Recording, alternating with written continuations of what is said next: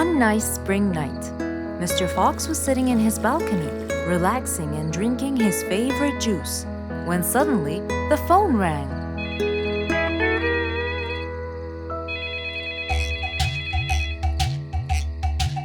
He wondered who would be calling him this time of night.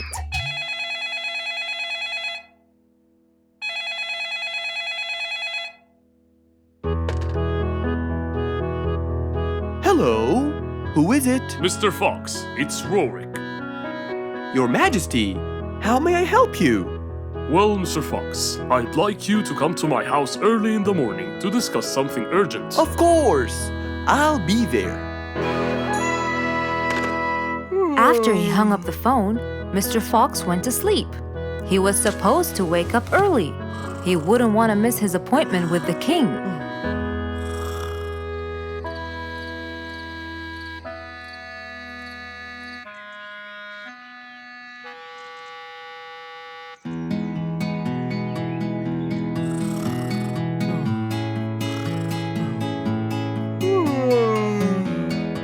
Early next morning, Mr. Fox woke up and went to wash his face.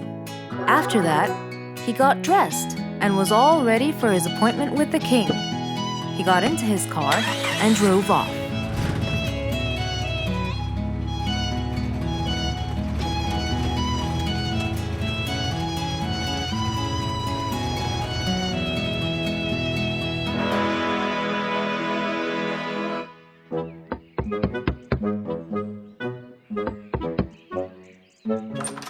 Hello, Mr. Fox. One moment, please.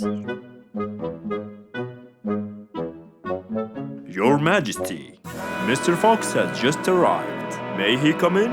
Of course. Let him in.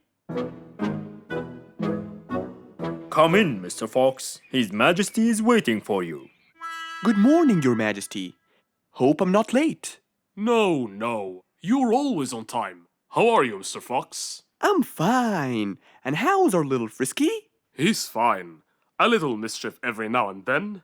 You can never get him to stay in one place.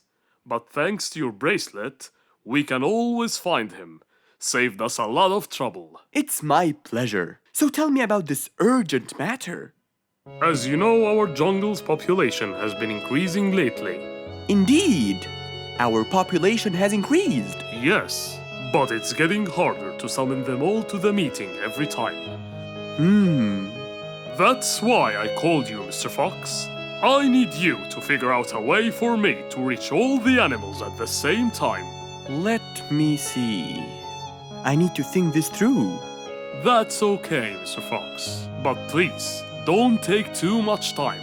Don't you worry, Your Majesty. I will find a solution by tomorrow. As Mr. Fox got into his car to get back home, he thought all the while about the king's request.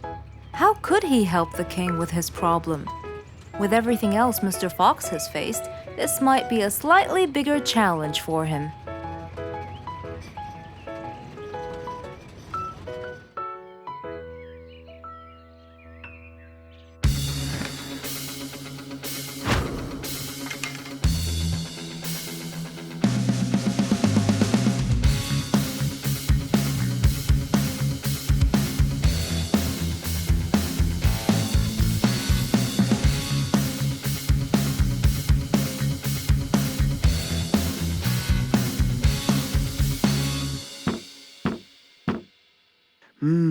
This is more challenging than I thought.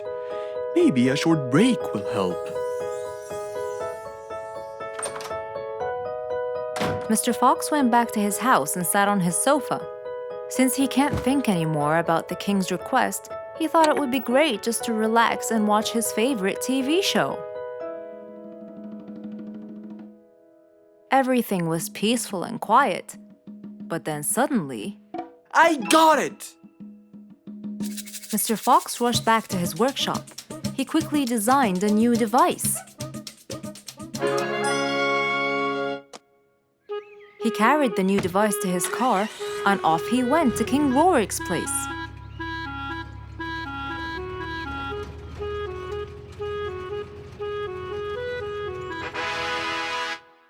Mr. Fox, I thought you were coming tomorrow.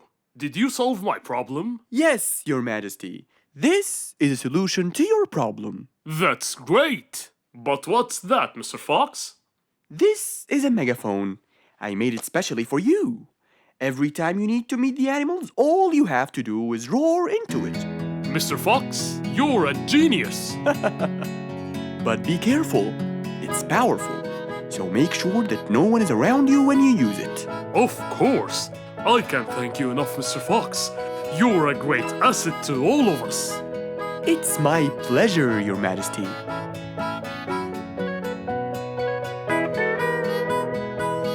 Goodbye, Mr. Fox. Mr. Fox got into his car and waved goodbye to the king. He was feeling happy and pleased. The problem was now solved, and he was able to help out a friend once more.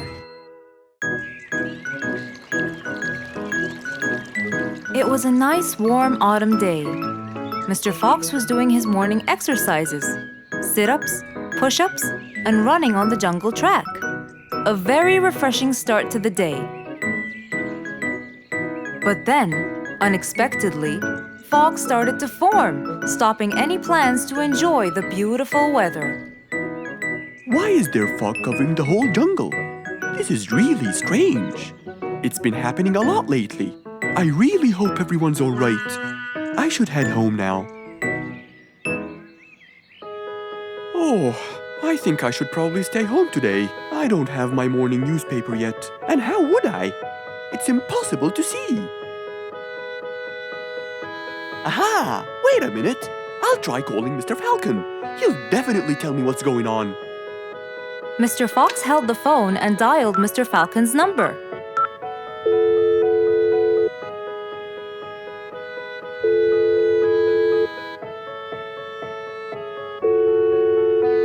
Oddly enough, there was no answer. I guess he's not home. Maybe I can reach him on his walkie-talkie. As Mr. Fox went to look for his walkie-talkie, he heard a loud knock on the door. Huh? I thought everyone stayed home in this weather. Who could it be? Puzzled, Mr. Fox went to open the door. He was taken by surprise. It was Jack the horse. He stood there holding a briefcase and looking smart. Jack was a very busy business horse. He was always rushing to keep a tight schedule. But today, something seemed off. He looked like something was bothering him. Oh, Jack! What a nice surprise! It's been a long time since we met. How have you been? Come in. Thank you, Mr. Fox. But I don't want to waste any more time. I'm on a very tight schedule. Of course. Can I bring you... I don't have time. I just needed to talk to you urgently, Mr. Fox. Have a seat, please. And as you know, time is money. Wait. Hold on. First, tell me how you managed to get here in this bad weather. There's no time. I'm so busy, and I need your help with something important. All right, tell me what's the matter. Well, it all started last week. After long and weary negotiations, I won a bid for a gold mine located in the eastern part. Long story short, a gold mine obviously contains gold. But no matter how hard I looked, I found nothing but dirt. I was really frustrated. I was disappointed. And I knew that buying the mine was a mistake. What do you think, Mr. Fox? That's really strange. That mine is widely famous for its gold. I have an idea. We go there now and see what we can do. But wait here for a second. I need to bring something that will help us. Are you sure you don't want to drink anything? Yes, thank you, Mr. Fox. But please, hurry up. You know that time is money, and I can't waste any more time. I get it. Just give me 2 minutes. Too much, Mr. Fox. So, Mr. Fox went to his room to change his clothes, trying to be quick. Then, he went to his workshop. He looked everywhere for his metal detector.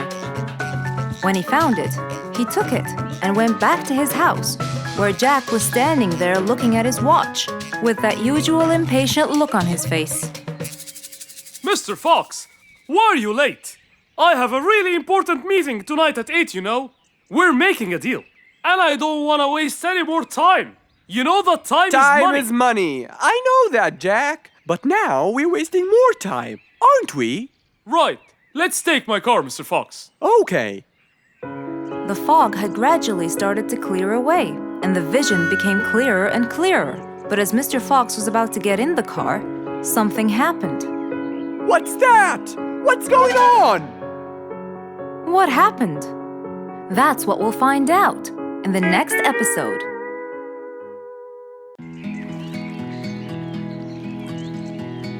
What a beautiful morning! Mr. Falcon should have been here by now. He was supposed to get me some sugar candies from the other side of the river. I can't cross that river on my own. I can't swim. I'd better go to Mr. Fox.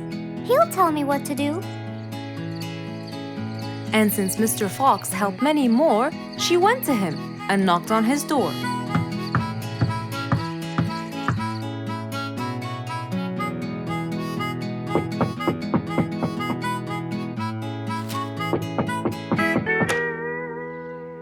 Who's there? Over here, Mr. Fox. Oh, little Auntie Lou. Welcome. Please come in. Thank you, Mr. Fox.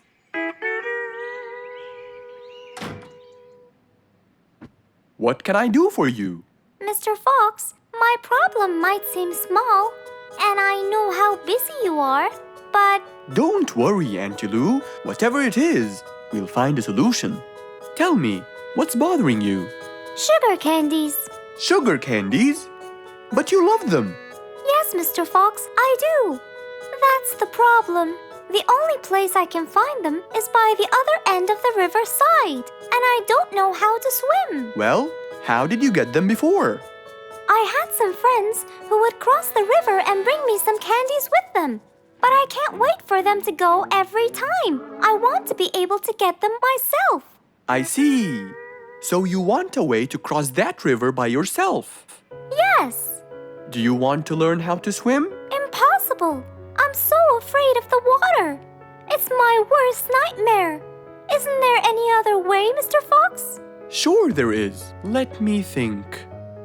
Mr. Fox thought quickly and without delay, for there was already another way. He'll build a bridge for Auntie Lou, so she could cross whenever she wanted to. Little Auntie Lou, how wide is that river? Very wide, Mr. Fox. It won't be easy, but let's go. Into the workshop ran Mr. Fox. He grabbed some wood and his toolbox. He put them in his Jeep and hopped inside. Then he and Auntie Lou went for a ride.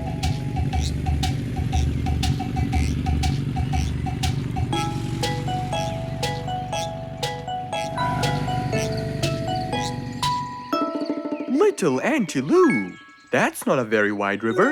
But it is to me, Mr. Fox. You're only saying that because you're too big. Maybe you're right. Little Auntie Lou, let's get started.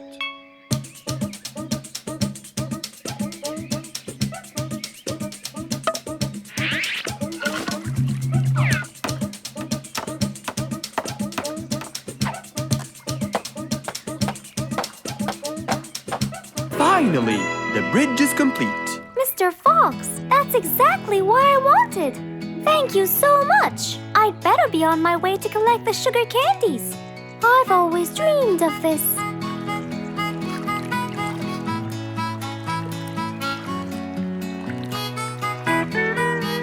Enjoy the candy, little Auntie Lou.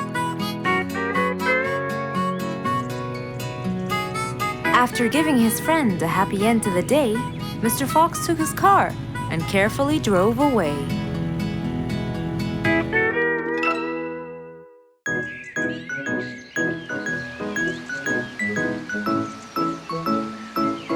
It was a beautiful Saturday morning.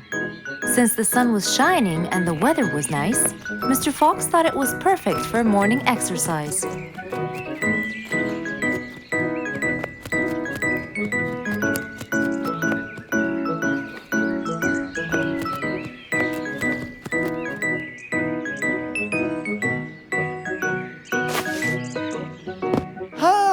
Piggy, how are you? Haven't seen you in a while. I really missed you.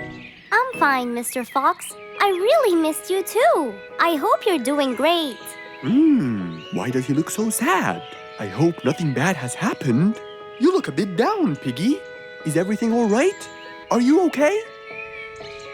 Oh, Mr. Fox, I really need your help with an urgent matter. Don't you worry, my friend. Big or small, every problem has a solution. I assure you, everything will be all right. Oh, I know, Mr. Fox. I can always count on you.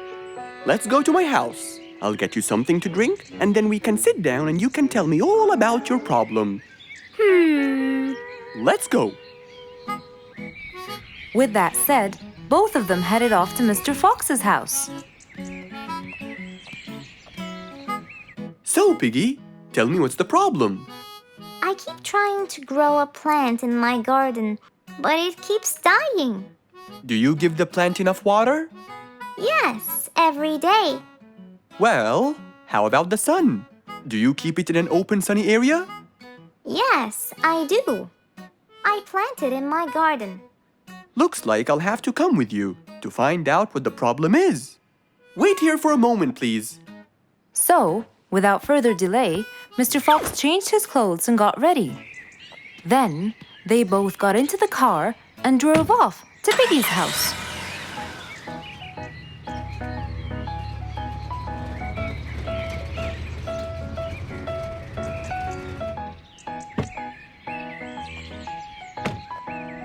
Look, Mr. Fox, these are the plants I told you about.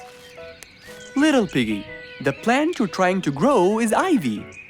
And ivy likes to grow on something firm, like a gate or a wall. That's how they grow so tall. Ivy? I thought it was just an ordinary plant. Well, you can still grow it on the garden wall. Piggy, do you have a ladder? Yes, Mr. Fox, over there. Okay, come with me. Hand me the drill, please.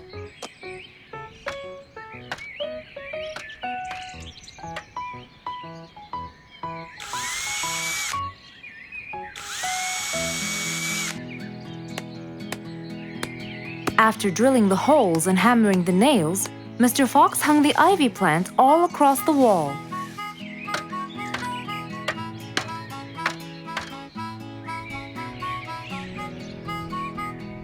Now, when the ivy grows, it will find this wire to hold on to. I got it. Thank you, Mr. Fox.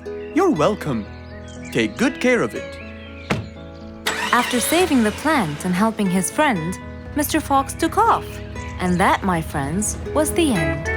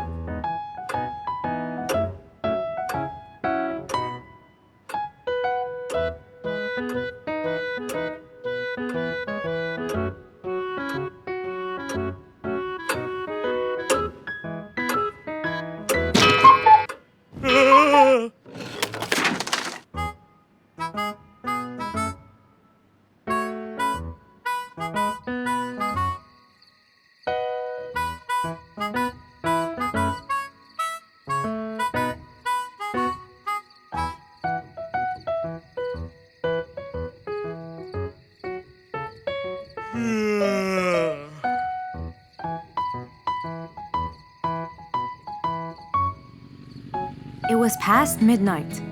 Mr. Sleeperson Koala was on his way home from work. The streets were empty and quiet. He was falling asleep.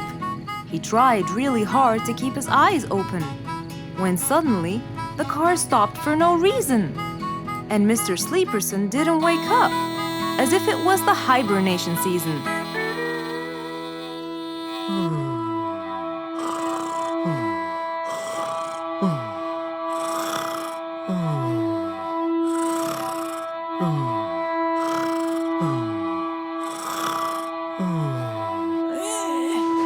What is that? Mr. Sleeperson fell asleep on his driving wheel. The horn was too noisy for Mr. Fox to bear. He tried to block the sound out, but it was no use. He pulled his cap over his head, put earmuffs, but it was all in vain. He couldn't bear that horrible sound any longer. What a horrible sound! could it be this late at night? Oh no! Mr. Sleeperson! It's you again! What brought him here this time of night? And he slept on the driving wheel. Excuse me. Mr. Sleeperson! Hello? Hello? Oh, that's enough! What? Where? What time is it? It's 2 in the morning. And you fell asleep on your driving wheel in front of my house. Oh, Mr. Fox. Hello. Oh my, it's 2 a.m. Oh, you noticed? So how can I help you, Mr. Fox? Help me? Help me? You're the one in front of my house. What am I doing here? I don't know. You tell me. I was fast asleep when I woke up to that horrible sound of your noisy horn. Oops. Sorry. I must have fallen asleep while I was driving again. My bad. Never mind that. Could you please drive all the way to your own house without falling asleep or bumping your head against the horn? Oh, sure, Mr. Fox. Have a good night. Good night. But as Mr. Sleeperson tried to start the car, it wouldn't start. Huh? Oh, man! Oh, Mr. Fox, wait! Help! Now what? The car won't start. Is that so? Can you check it for me, please? Of course! Mr. Fox walked back to the car and started to check it out.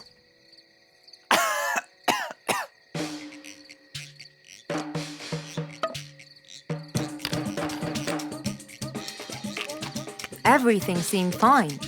However, when he lowered the hood cover, he found Mr. Sleeperson sleeping in the back seat. He couldn't control his anger. He banged the hood cover. But Mr. Koala was still asleep. Mr. Fox decided to hop into the front seat and try to start the car himself. Huh? Mr. Sleeperson! Your car is out of fuel! Who? Where? Your car is out of fuel! No way! Oh, What will we do now? you have to fill the tank! Okay. Mr. Sleeperson! What? Wake up! I'll fill your tank for you. I have some fuel in my house. Oh, that would be great.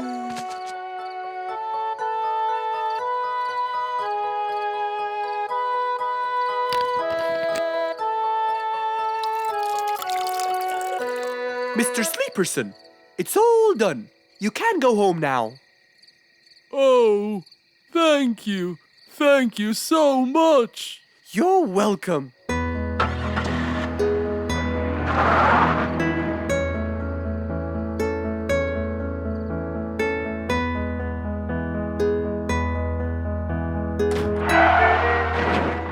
Oh, not again! It was a beautiful morning. The sun was shining brightly over the jungle. And seeing how nice the weather was, Mr. Fox decided to go for a walk.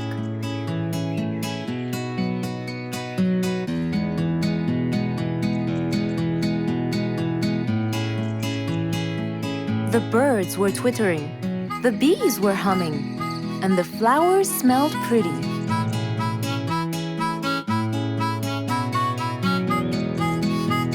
As Mr. Fox was passing by Bingo's house, he saw him doing something really strange.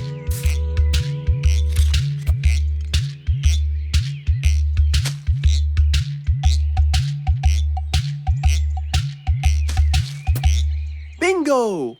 What are you doing? I'm storing my favorite fruits to eat during the winter. But you can't just bury them. They'll soon rot. But what can I do, Mr. Fox? They only grow in the summer, and I love to eat them so much. Mr. Fox thought about it for a while. What could he do to help Bingo?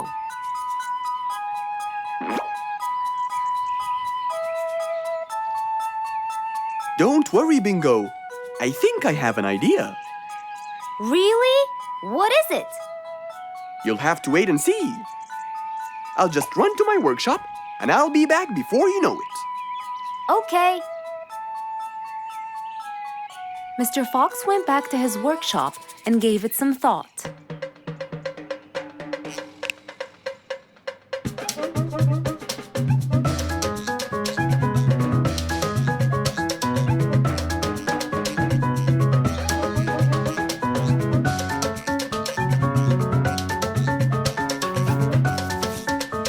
After calculating all the details, he started to gather the things that he needed.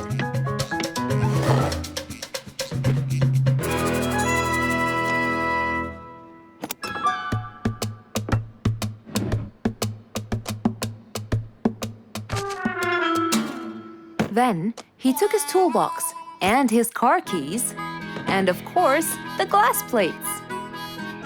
He put them all in his car and was on his way.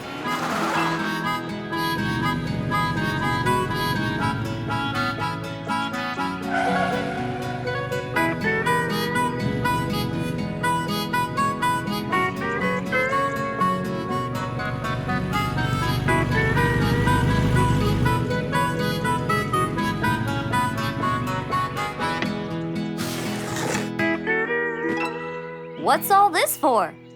It's a surprise. I can't wait!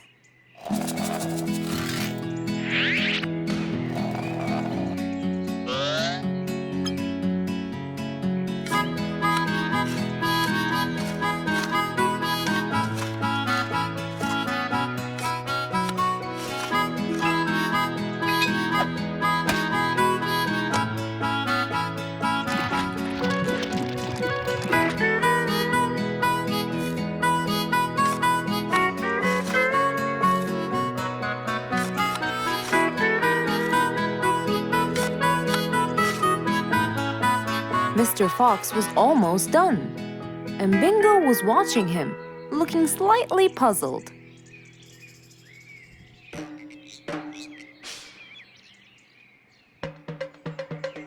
Here you go. You'll never miss pineapples again. So I can store them in here? No. You'll grow them in there. This is called a greenhouse. But it's not green, it's transparent. No. It's called green because we can grow green plants and fruits inside it whenever we want. Oh, so now I can have pineapples whenever I want? Yup. Anytime you want. Awesome! Thank you, Mr. Fox.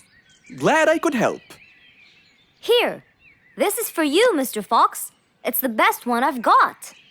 Oh, that's very nice of you, Bingo. I love pineapples. Now you and I can eat them anytime we want.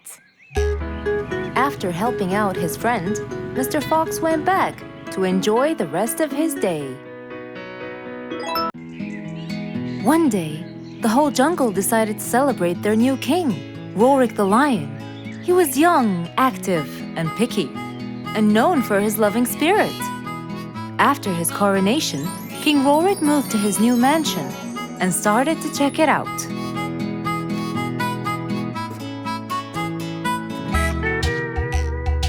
Great! And that's my throne, right? Exactly, Your Honor. Well, I'd better check it out. Yes, please do.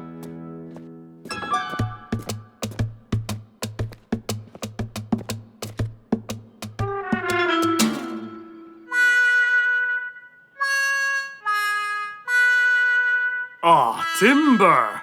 That's too uncomfortable. But Your Honor, It was made especially for you! Not good enough! With a sad look on his face, Timber went to call Mr. Fox and ask him for help. Meanwhile, Mr. Fox had just finished his morning exercises and was heading back home.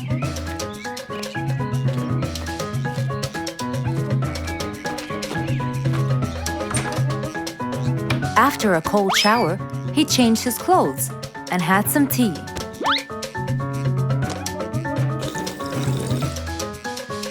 Then, he quickly read about the king's coronation in the newspaper.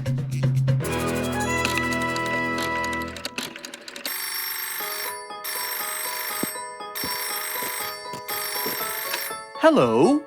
Hello, Mr. Fox. Can you please, Hello, Mr. Fox. This is Rorik. Oh, hello, Your Highness. How may I help you? I need you to come immediately.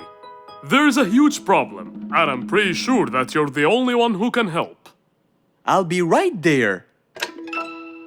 So, Mr. Fox quickly took his keys, hopped into his car, and drove towards the king's manor.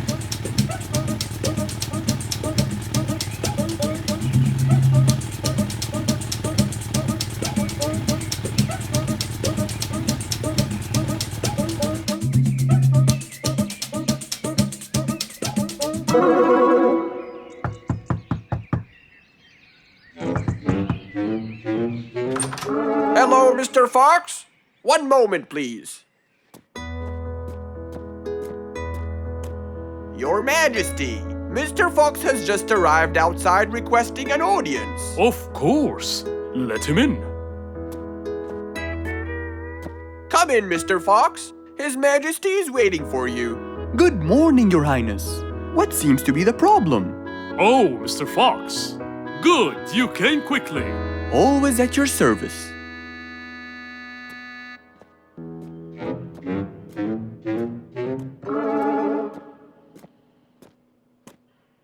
Well, I was at my coronation, and I thought I would check out my throne. But unfortunately, I felt too uncomfortable. Can you believe that I'm gonna rule the jungle on an uncomfortable throne? But I hear it was carved out with the best kind of stone. But it still hurts my back. Oh my! Anyway, I've decided to design my own throne. What a great idea!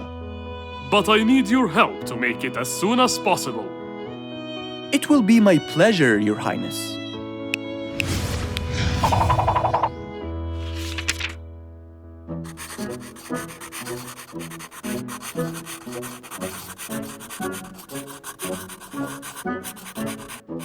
Mr. Fox designed a new throne for the king, but the king didn't seem to like it.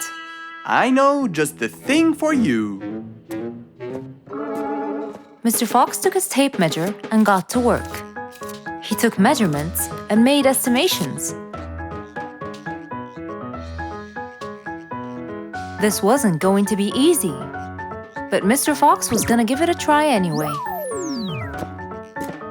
He hopped into his car and took off for the jungle store.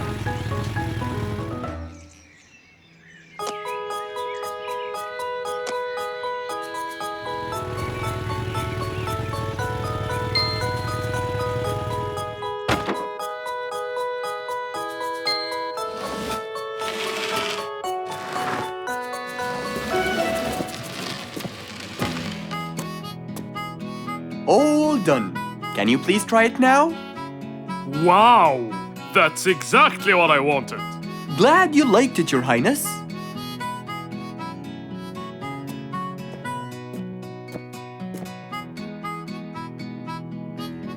And there you have it, the new King of the Jungle.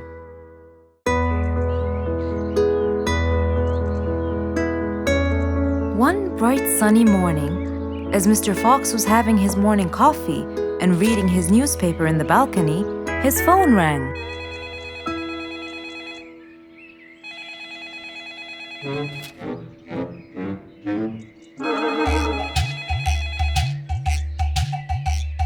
Who could it be so early in the morning? Hello? Hello, Mr. Fox. It's Rorik. Oh, hello, Rorik. How are you today? Not very good, I'm afraid. Why is that?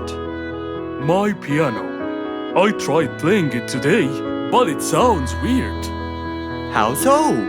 I don't know. Could you please come and check it out? Sure, I'm on my way. Thank you, Mr. Fox. I'll be waiting for you. And I'll be right there. So, quickly, Mr. Fox changed his clothes. He took his toolbox and his car keys, got into his car, and drove off to Rorik's place.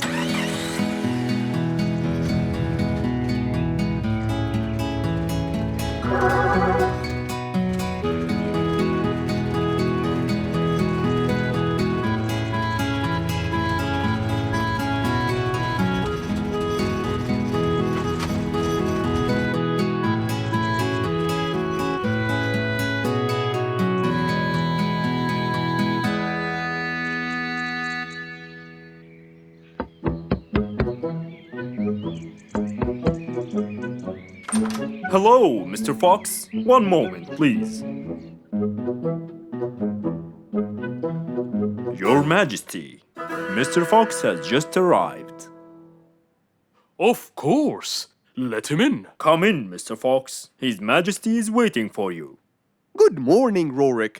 I came right away. Oh, you're here, Mr. Fox. Please help me with my piano. It's the only thing that comforts me.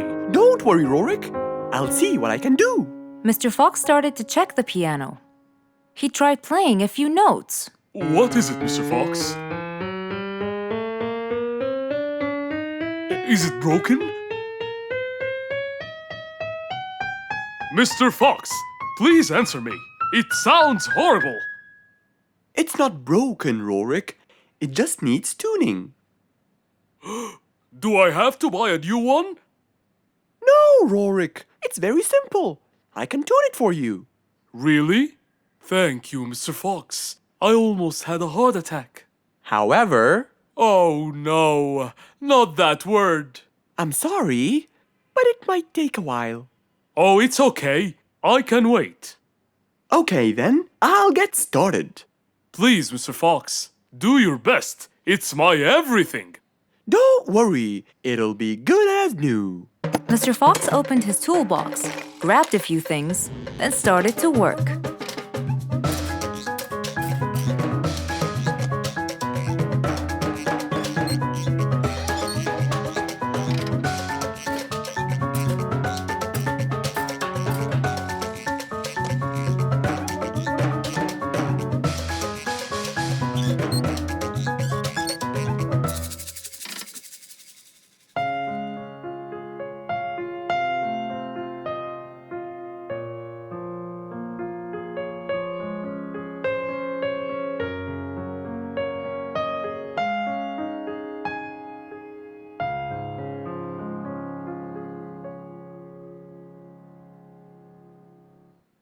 Beautiful. It sounds beautiful. Told you everything will be alright? I can't believe it. Thank you so much, Mr. Fox. Anytime, Rorik. And with that, Mr. Fox's work was all done. He waved goodbye and drove along happily.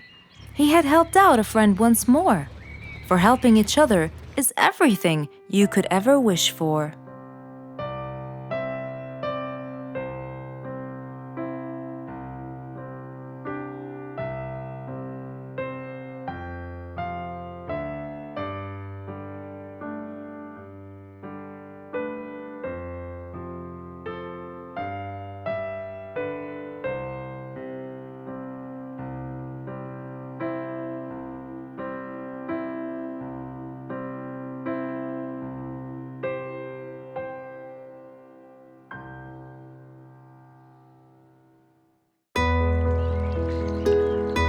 Rose stood in front of her painting stand, holding a few colors in her hand. But things weren't going as she planned. I think I should just paint the pig blue. No, wait.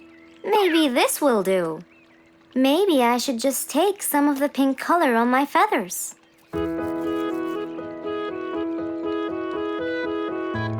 This isn't working. Maybe I should call Mr. Fox. He might have some clue about what I should do.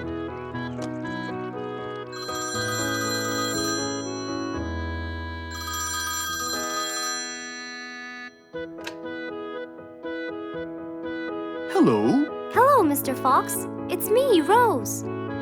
Oh, hello, Rose. How are you? I'm fine, Mr. Fox, but I do need your help with something. Do you think you could come and meet me? I'm at my usual painting place. Sure, I'll be right there. So, without a moment to lose, Mr. Fox got ready, got into his car, and drove off to where Rose was painting.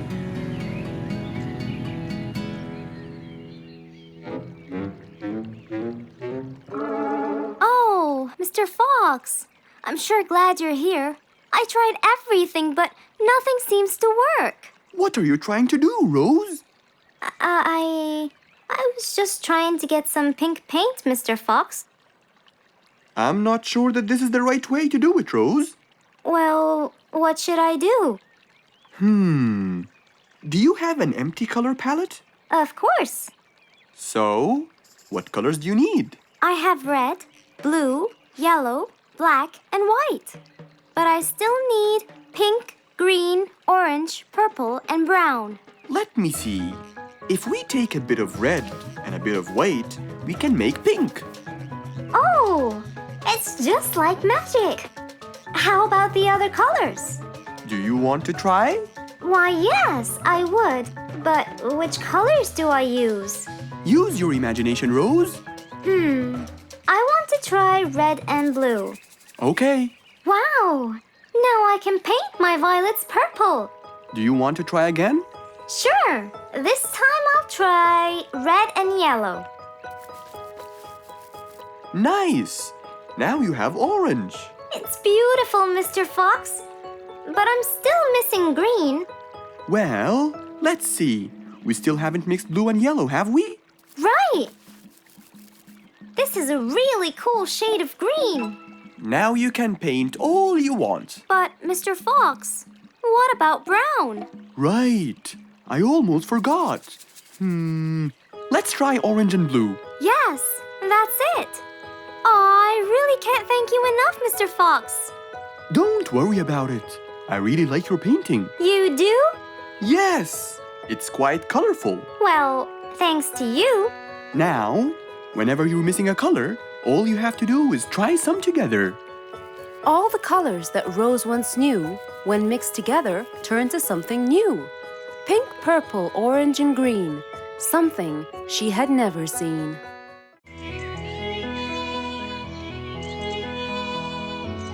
It was a very fine day, in the beautiful month of May. Mr. Fox decided to go for a walk.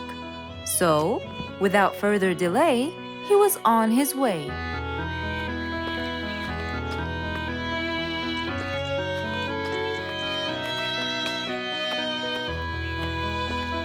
While Mr. Fox was walking, enjoying the sun and the trees, he heard a quarrel at a distance and someone saying, Stop! Please!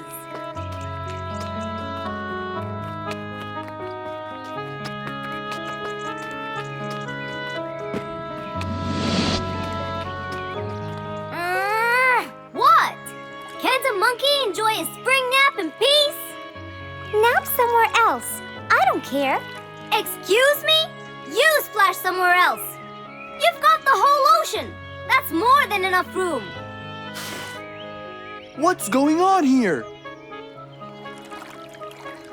I like it here, and I'm going to stay. You stink! Bingo? Bite me. Bubbles? I gobble you up, but I prefer a healthy diet. What's the matter with you two? I'm calm and happy. I'm just simply awesome. Mr. Fox, can you believe her? Honestly, I don't believe the fact that you two are fighting in this lovely weather. You tell him, Mr. Fox.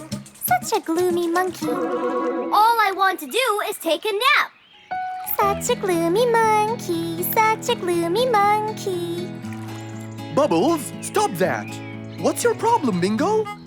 What can I say, Mr. Fox? I just wanted to nap on my hammock. But Bubbles kept splashing water all over me. And it's so irritating.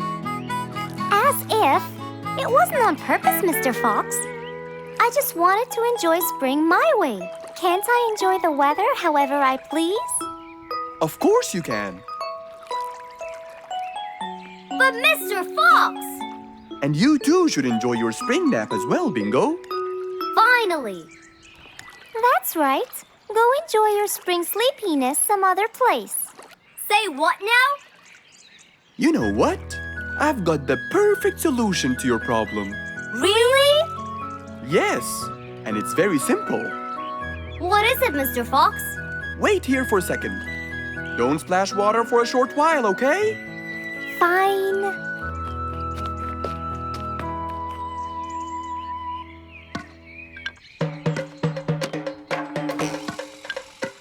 The hammock was very close to the lake.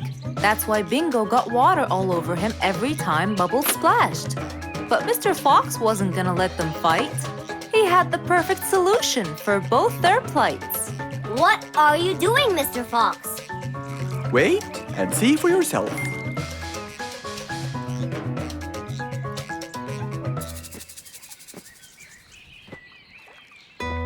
Let's see. First, we'll untie the hammock. 1, 2, 3, 4, 5. Now, we'll go a few more steps up and tie the hammock again. Here's good. There you go. Try it now, Bingo.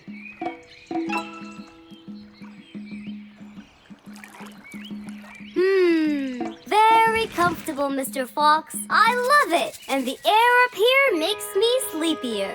Bubbles, give me your biggest splash. Whoa! Ha ha ha ha ha. Whoops. Sorry, Mr. Fox. Don't worry about it. I feel fresh. Mr. Fox's work was done. First there was trouble, now there was none. For there was indeed no better deed than rushing to help a friend in need.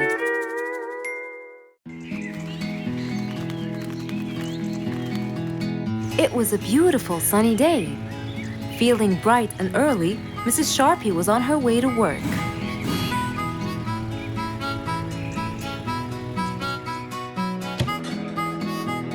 Good morning, Sharpie. Good morning, Emma. You're looking good today, Sharpie. Thank you.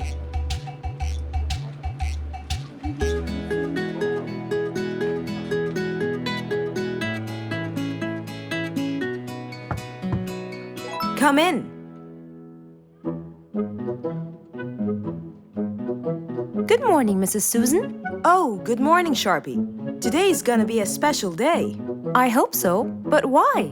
Well, we have more packages that need to be delivered to their owners on time. And there's a special package for the king. I'm on it, Mrs. Susan. After piling them all up, Mrs. Sharpie went to deliver the packages.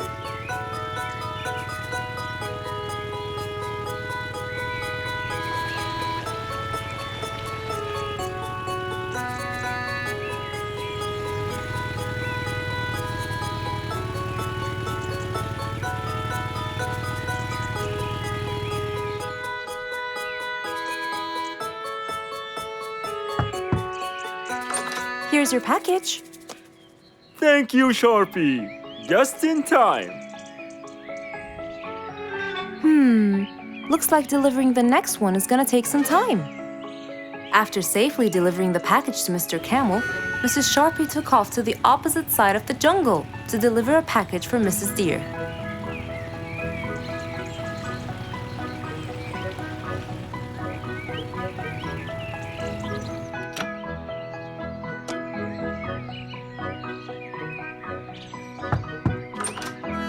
Here's your package. Thank you. But why were you late? I waited all morning. Next was Mrs. Bird's package, and that was south of the jungle. That was very tiring for Mrs. Sharpie.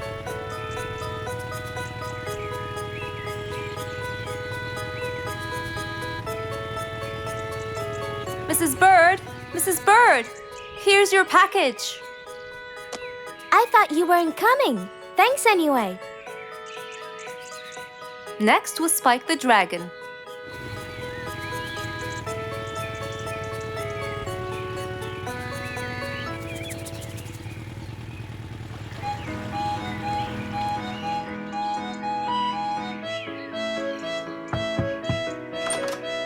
Here's your package. You know, I never thought you'd be late. Oh no! It's the last package I'm delivering today. I hope the king is not too upset that I'm late. Worried and a little scared, Mrs. Sharpie took off to deliver the last package. She was already late as it is. The last package was intended for the king, and after being all over the jungle, will she be able to make it in time? Here you go, Mr. Timber. This package is for the king. Thank you, Sharpie. But the king was worried and a bit upset. Why? Well, he had to wait all day for this package. You're not usually late, Sharpie. He was very upset. My sincerest apologies. I'll be more careful next time. Mrs. Sharpie was very tired and really upset. Having to deliver packages all over the jungle was no minor task. So, she decided to go to Mr. Fox and ask for his help. Oh, hello, Mrs. Sharpie. How have you been? I'm not good at all, Mr. Fox. You have to help me. What happened? I've got a lot of letters and packages, and I keep flying east and west all over the jungle. This won't do, Mr. Fox. I'm so tired. Oh, Mrs. Sharpie, you do look exhausted. Please come in and we'll figure this out together.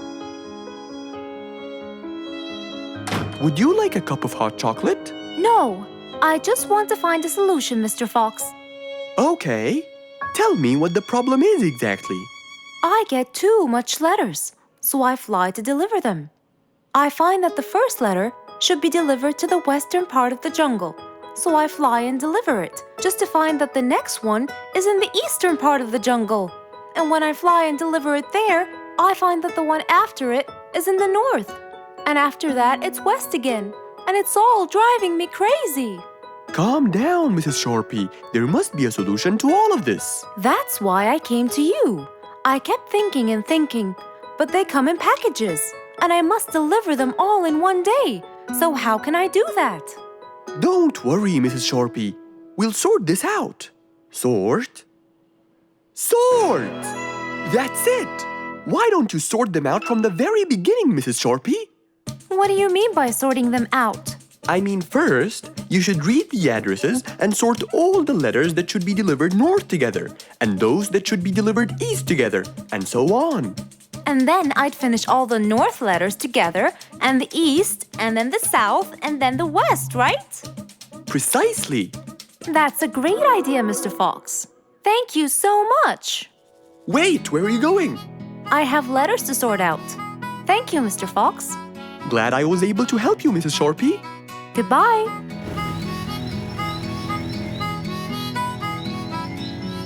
Happy with the solution she got, Mrs. Sharpie took off and looked forward to a new day with her new planned plot.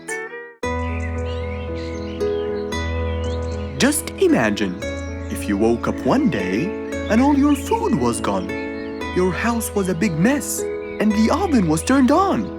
What happened exactly? You really can't tell. But that's what happened to our friend Giselle.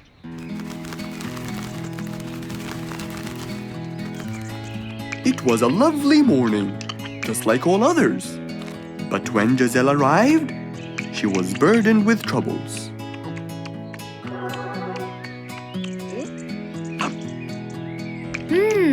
These are good. Yeah, my mom makes the best pancakes in the world. Look, it's Giselle. Hey, Giselle, come join us. Have some of these delicious pancakes.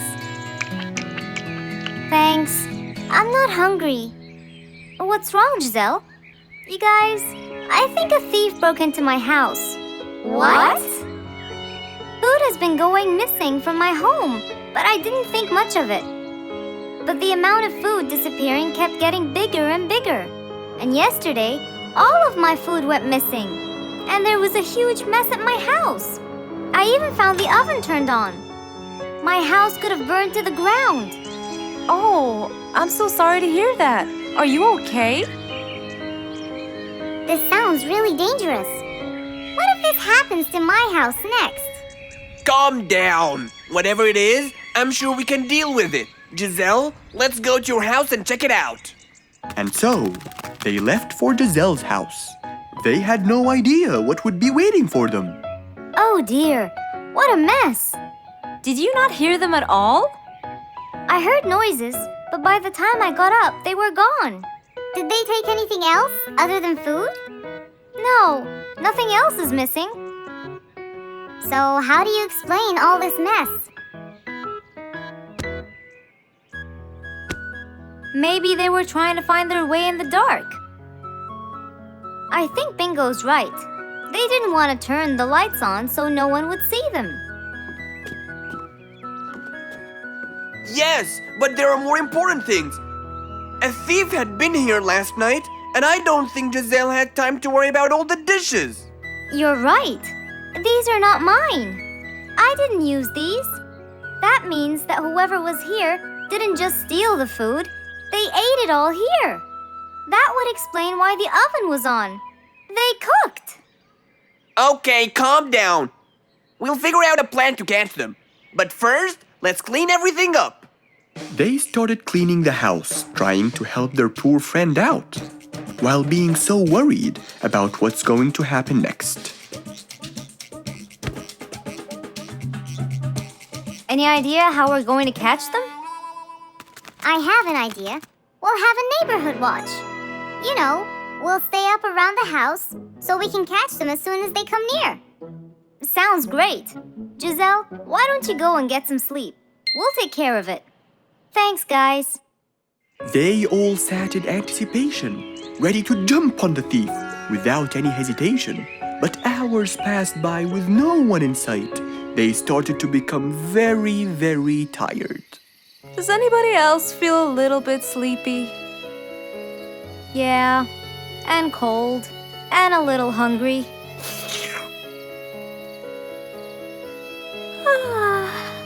Parrot, do you see anyone from up there? No, no one's around. Guys, you can go home! I'll stay here for the rest of the night. I'm not tired.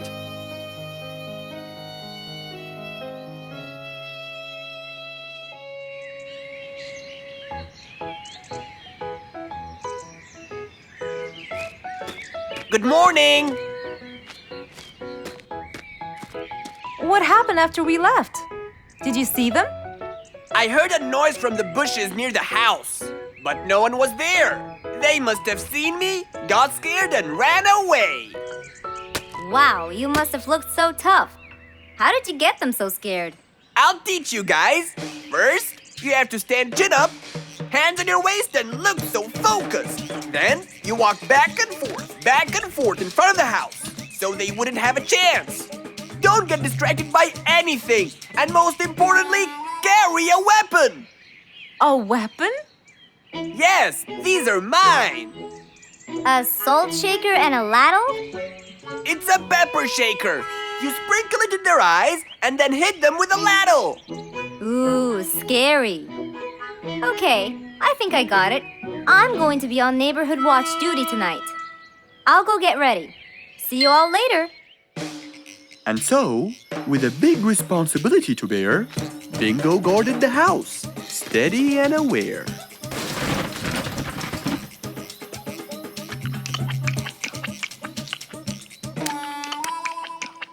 Zebra, what are you doing? What? Where am I? Giselle's house. What is that noise? Did you catch him? Yes, it's Zebra. He's been sleepwalking and eating all your food. Oh no! Giselle, I'm so sorry. I wasn't stealing your food. This happened before. I sleepwalk a lot. Don't be mad. I can't believe it's been you all along. That is so funny. You're not going to tell everyone about it, are you? If she doesn't, I will. I knew you couldn't scare a thief away with a ladle. You could! You know what? I'm just happy Giselle is safe. I'll just go home now. I need some sleep.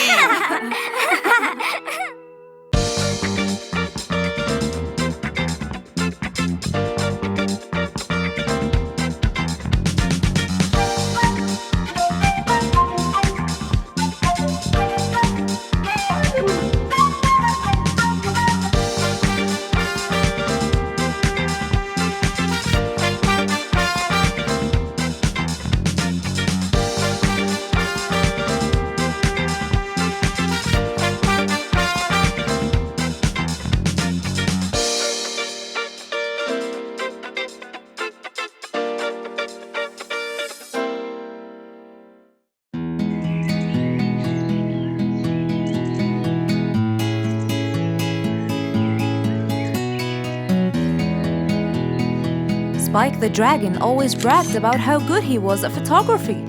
And all he wanted was just one little chance to prove to everyone how talented he was. It didn't take long before someone actually recommended him to be the official photographer of King Rorik the Lion's birthday party. All done and send. Wow! That's a nice picture! Now we know who'll be our photographer. And immediately, Mr. Tiger sent a message to Spike. Oh! Finally, someone recommended me. I won't let them down. I promise. And so, Spike started to train and practice some more. His pictures were beautiful, and he felt so happy. Everything went well until the morning of the party.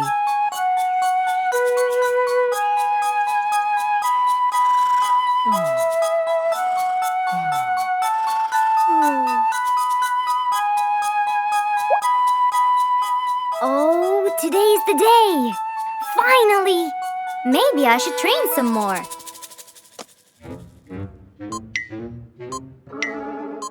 Huh? Oh no! What have I done? While Spike was testing his camera, he pressed on something that changed his camera settings. Now all his pictures turned to white. Spike tried to change it back. He cleaned his lens and checked his filters, but all was in vain. What will I do? Oh, what will I do? I must go to Mr. Fox at once. Feeling so worried and sad, and with no clue what to do, Spike held his camera and flew off to Mr. Fox.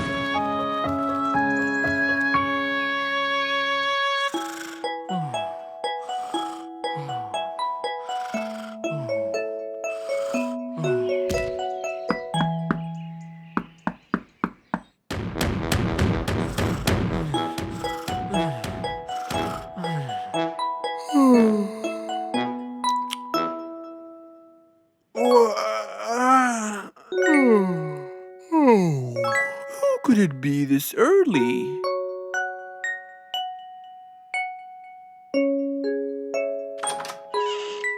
Oh, Spike, it's you. Help me, Mr. Fox. My camera. Help! All white, broken. Help! Calm down. Please, come in. Spike followed Mr. Fox inside. He sat down and started to speak slowly. You know today's the king's birthday party. Yes, and you've been hired as the official photographer. Congratulations, Spike. Oh, Mr. Fox, it would soon be condolences. What? Why? My camera. It's broken. Broken? Yes, I woke up early today and tried to check it. But I found that every picture I take becomes white. Have you checked the lens? Yes, and I re-cleaned them to be sure, but it's no use. And the filter? Everything. The lens and the filter. Can I take a look at it? Mr. Fox held the camera and started to check the settings. Where could I buy another one now? Do you have a professional or digital one? I don't think you'll need it, Spike.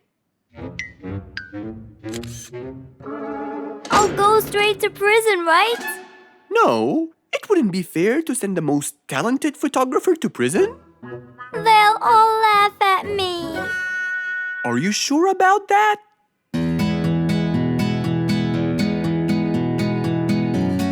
Mr. Fox took a picture with the camera and showed it to Spike, who couldn't believe his eyes. Wow, it's back. What was wrong with it? Looks like you accidentally increased the gamma.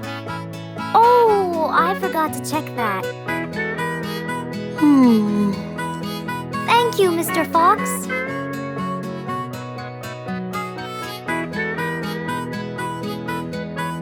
I'll go now. See you at the party. That would be awesome. With that, Spike walked out of Mr. Fox's place. He went back home with a smile on his face.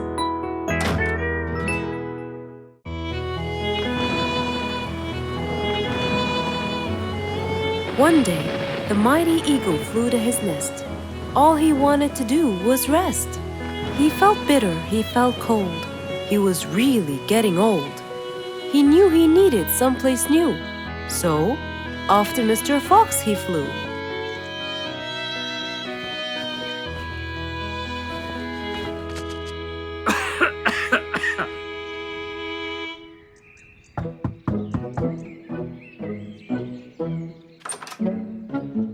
Oh, hello, Mr. Eagle. You look so tired. Please, come in. Thank you, Mr. Fox.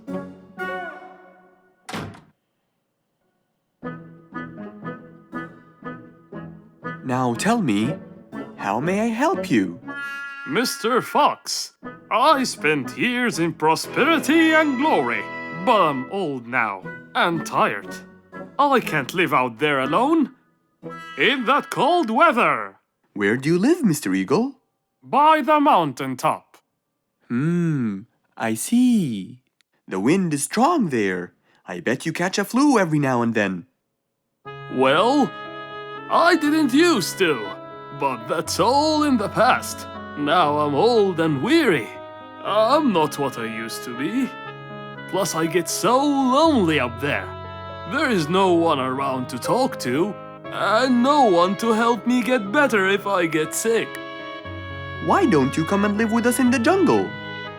I looked around, but I couldn't find the right place for my huge nest. I'm too old to build a new one, and I can't really stay in someone's home. Mr. Fox kept thinking for a while. What could he do to help his dear old friend?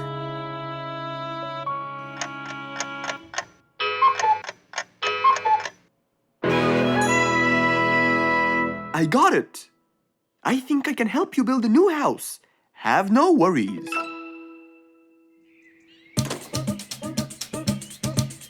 Mr. Fox quickly grabbed his toolbox and hopped into his car. He drove through the jungle while Mr. Eagle flew above him. He stopped in front of a tree that looked both old and firm, right in the middle of the jungle. Lots of animals and birds lived around here. What a beautiful place, Mr. Fox. Wait till you see what I have in mind for you. Mr. Fox started to work. He put a ladder against the tree and counted the steps up. 1, 2, 3, 4, 5, 6, 7, 8, 9, and 10. When he reached the tree branches, he opened his toolbox and took out some wooden plates. Then he started putting them together. All I need now is some nails to make sure everything would be A-OK.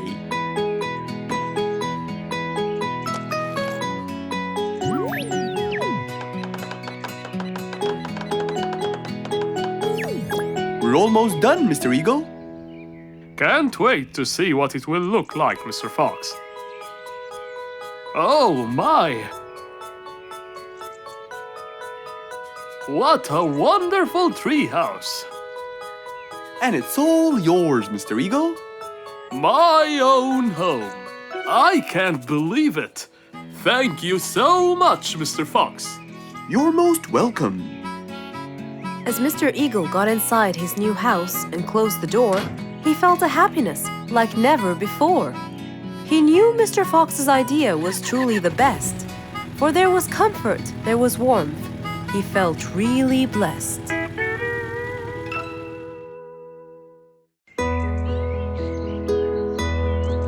It was a bright early spring morning. Still feeling a little sleepy, Mr. Fox opened his eyes and got out of bed.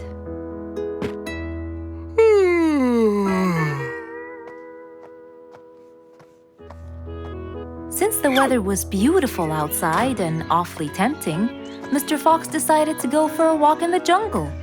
The sun was shining, the birds were twittering. It was a very peaceful morning. Well, sort of. Worried that something terrible could have happened to one of the animals in the jungle, Mr. Fox sprinted towards the sound. Are you kidding me?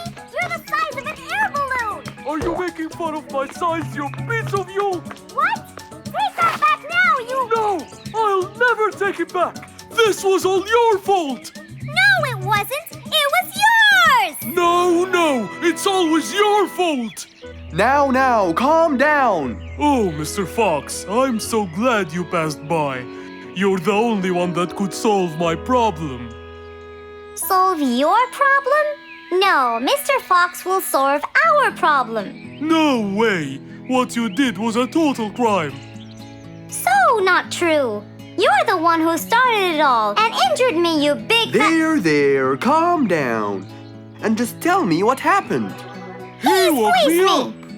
Slow down, one at a time. Mr. Panda, you go first. Thank you. Now, I was walking heading to my house when I realized that for me to get there, it will take me 12 minutes.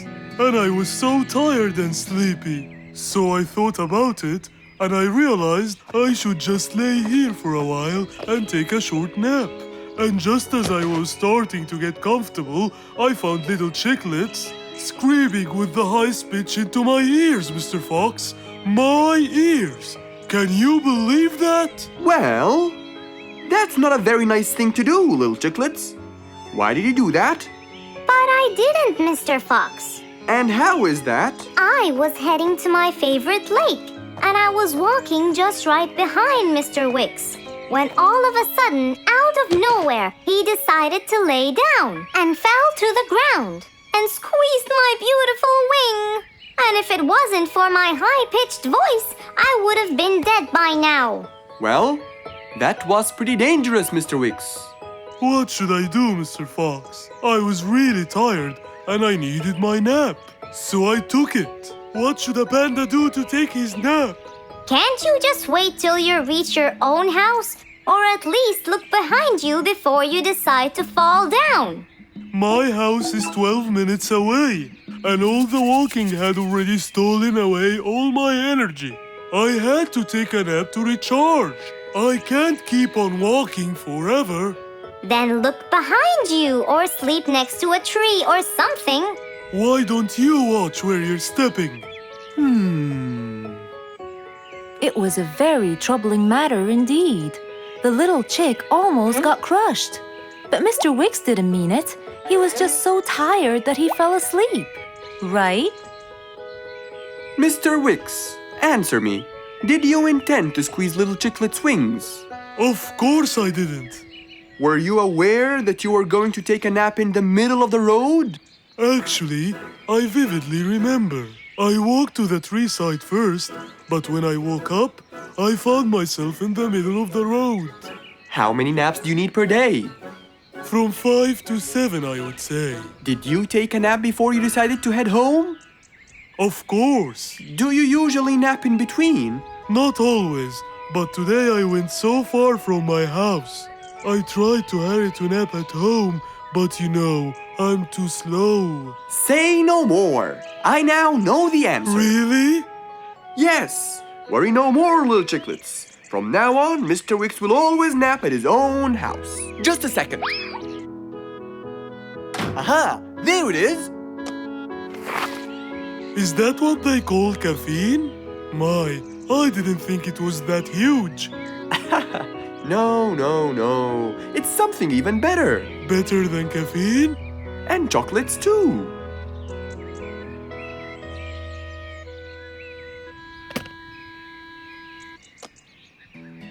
Wow! Rollerblades! So you'll be able to move fast and reach your house as fast as you can. Oh, can I try it now? Sure you can. Wow! Whee! Yahoo! Thank you, Mr. Fox.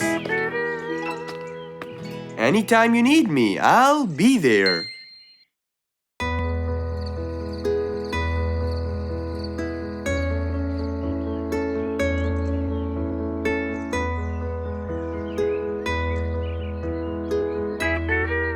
It was a bright, early morning. Mr. Fox woke up and went to wash his face.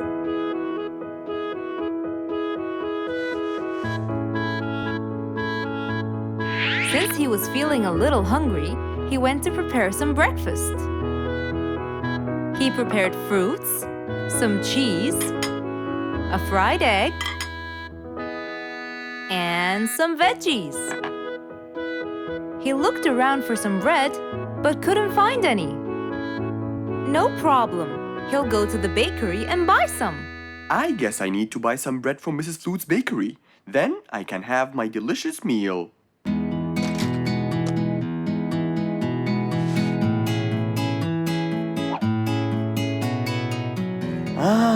I'm very hungry. I'm sure glad the bakery is close by. I won't be needing my car.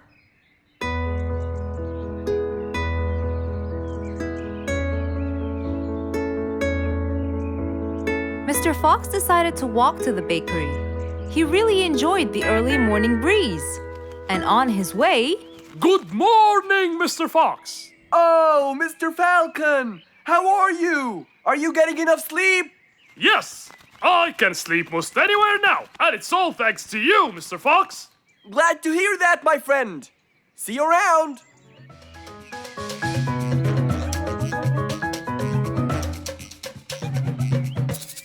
When Mr. Fox finally reached Mrs. Flute's bakery, he found a long line of customers.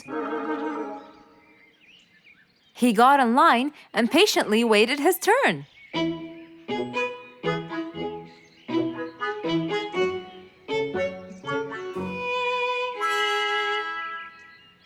Wow, looks like everyone wants bread. Slowly, the line was moving up, and Mr. Fox got closer and closer till he finally reached the counter, where a very tired Mrs. Flutes was waiting. He was her last customer. Hello, Mr. Fox. Here you go. Hello, Mrs. Flutes. You look really tired. Yes, Mr. Fox, it's becoming more and more exhausting. Why? The number of customers has increased lately after I upgraded both the bakery and the quality of the bread that I produce. That's great. I know it's great, Mr. Fox, but the thing is, the rate of bread production is really low. Well, compared to the number of customers, that is. But why is the rate of production low? Well, Mr. Fox, grinding the wheat takes loads of time and effort. Sometimes it takes over a day or so. That's basically why everything else gets delayed. What should we do to solve this problem? Okay, Mrs. Flutes, I will head home now and eat my breakfast and try to think of a solution. And I'd like you to pass by my house tonight. I'm sure I'd figure something out by then. Really, Mr. Fox? I can't wait to hear your solution. I'll come by your house as soon as I get off work. Okay, see you later, Miss Flutes. See you later, Mr. Fox. Mr. Fox went back home to have his breakfast. Miss Flute's bakery is truly the best. I have to solve this problem, or she won't be selling any more delicious bread. With that in mind, Mr. Fox went to his workshop to give it some thought.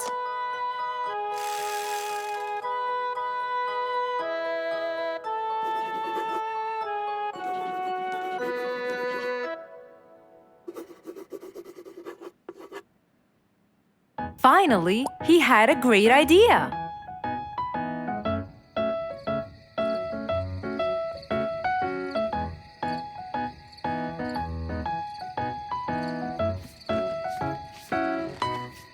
That was a long day. I should head straight for Mr. Fox. I'm sure he would have solved my problem by now.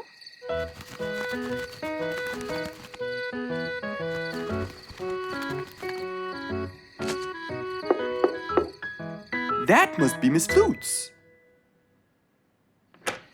Hello, Miss Flutes. Come inside. Hello. Were you able to find a solution to my problem, Mr. Fox? Well, why don't you try this new invention? A new invention for me? That's right. I made it specially for you. That's wonderful. It's a grinding machine to help you grind wheat quickly. Brilliant. But how will it help me? This machine is used to increase the rate of grinding the wheat, which is used to make the bread. So you can use it to grind a whole kilogram in no more than 5 minutes. And with that, the amount of time needed will decrease, and you won't be too exhausted. I'm really grateful to you, Mr. Fox. I have no words to express my gratitude. Friends help each other, Miss Flutes. You're really kind and generous, Mr. Fox. I want you to start using this new device tomorrow, and I will call you to check in every once in a while. Okay, Mr. Fox, I will. I'll be going now. Thank you again. Goodbye, Miss Flutes, and have a good night. And so, Mr. Fox waved goodbye to Mrs. Flutes. Then, he sat on his comfortable sofa. He looked out his window and admired the jungle he lived in for so long. He happily thought to himself, I love helping my friends.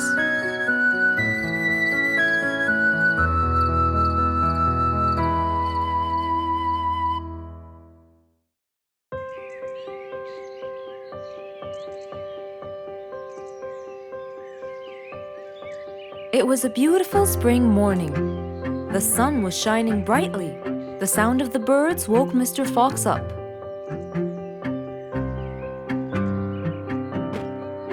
He changed his shirt, put on his tie, and his vest. Then, he drank his tea. It was delicious. After reading a shop manager ad, he got into his car and drove off.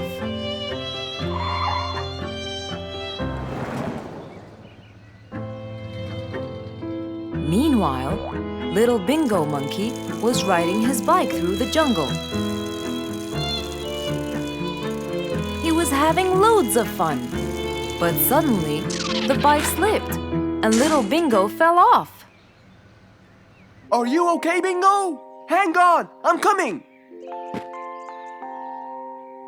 Yes, Mr. Fox, but my bike isn't. Oh, it looks like there's a problem with the tire. Don't worry, Bingo. I'm going to help you. Bingo, can you help me count how many nails I need? Of course. Here's 1, 2, 3, 4, 5, 6, 7, 8, 9. I think there are 9, Mr. Fox. Okay, Bingo. Let me count how many I have in my toolbox. 1, 2, 3, 4, 5, 6, 7, 8, 9. I'll get one more just in case he miscounted. So 9 plus 1. We need 10 nails. That's easy.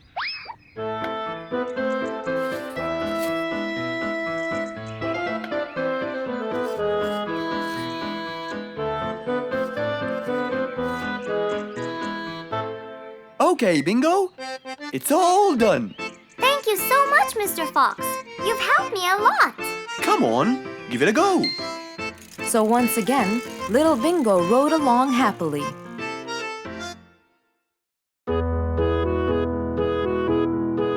Mr. Fox was known for his kindness in helping others. Everyone went to him for advice, even Woody, the jungle carpenter. After being assigned the task of building a really big ship, he went to Mr. Fox, seeking his wisdom.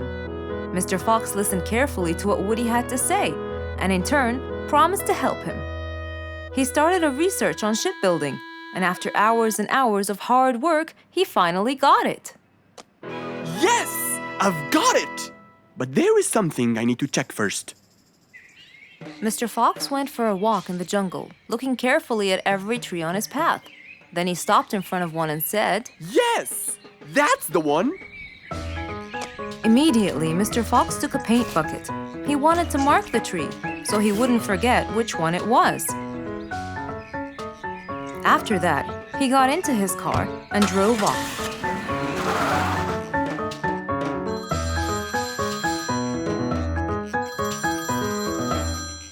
When he got home, he called Woody to tell him that he had found the perfect solution to his problem. It only took a few minutes before... Oh, Woody, right on time. Come on, Mr. Fox, tell me. Okie dokie, come in. I finally figured it out. I never doubted you, Mr. Fox. I was sure you'd be the one to help me find an answer to my problem. Oh, don't mention it. Here you go. These are blueprints. They're guidelines that will help you learn how to build a ship easily. Woody started reading the blueprints thoroughly. He knew most of what was written in it, so he looked up and said, It's a lot easier than I thought. Thank you so much, Mr. Fox. Oh, but Mr. Fox, what about the materials that I'll need to build it? Here's a list of all the materials you'll need. And what about the kind of wood I should use, Mr. Fox? I did extensive reading, and I found out that our ancestors were famous for using teak in the process of building ships, as it's really stiff, strong, and it can also be shaped to have wide planks, which would help the ship to withstand the waves of the sea. But I know you don't know what teak is. Not everyone does. But come along. I think it would be better to show you the tree I found earlier in the jungle. Our jungle? Of course. Everything you dream of can be found in our beautiful jungle. Mr. Fox got into his car with Woody by his side and drove off. They headed towards the tree that Mr. Fox had marked earlier. Here's the tree. Huh? I have loads of that wood in my store, but I never knew that I could use it to build ships. I didn't know about teak either. But with a little bit of research, everything is open to you, my friend. Mr. Fox, I can't thank you enough. I'm really happy right now. I'll never forget what you've done for me. It's my pleasure, Woody. Now that I know what I should do, I'll go back and start building that ship for Nate as fast as I could. Thank you again, Mr. Fox.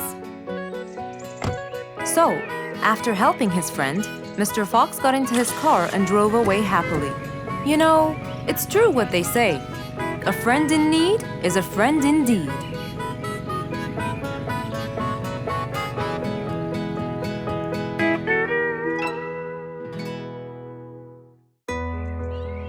Who can you always count on?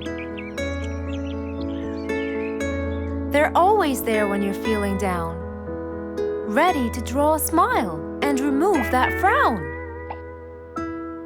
They make a bad day so much better, especially if you share toys and play games together.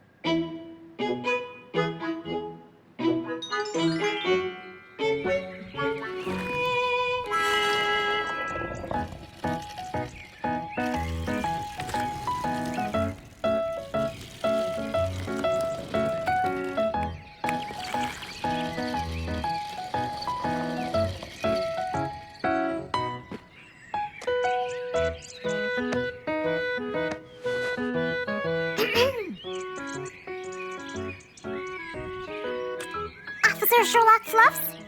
I'm with you, Officer Poppy Holmes.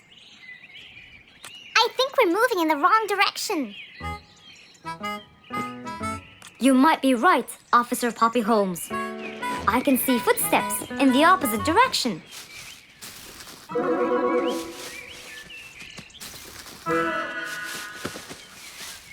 Officer Sherlock Fluffs. I think someone is after me. Run, officer, run!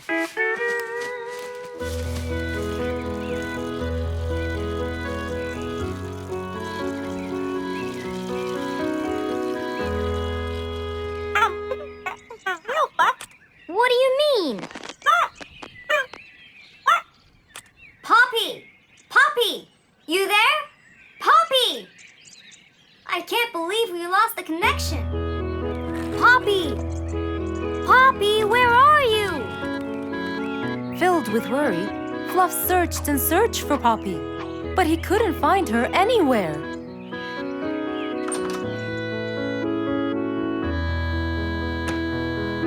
Hey there, Fluffy. What? How come you're here? I thought you'd eventually come home. What happened to your walkie-talkie? It's not working. But we just got it. I know. I was looking everywhere for you. Aw, Fluffsy, were you worried about me? Stop it. We need to fix this thing. Do you have any idea how? Hello? You're the smart one. But I'm not much into technology. You know that. At least take a look at it. I did, before you came. I got nothing, really. Should we go over to Mr. Fox? I think we should. Let me change first.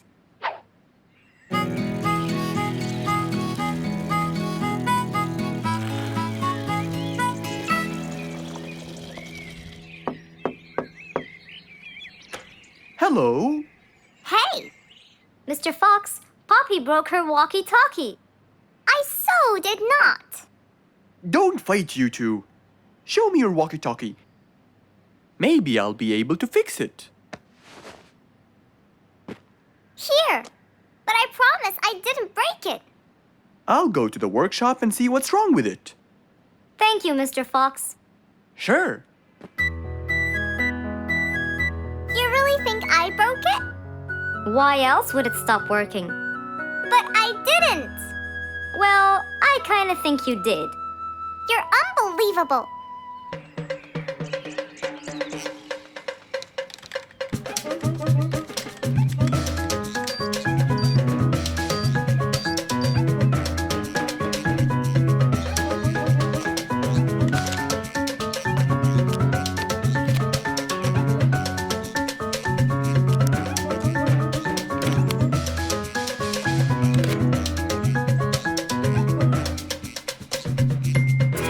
It's working just fine. I told you. Well, it wasn't before. I tried it. I know it wasn't, but now it is. See, Poppy, you did break it. And Mr. Fox fixed it. It wasn't broken, Fluffs. It just ran out of batteries. I'm sorry, Pops. Never mind. I was worried about you, though.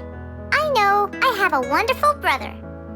Brothers and sisters may fight every now and then, but at the end of the day, they're still best friends.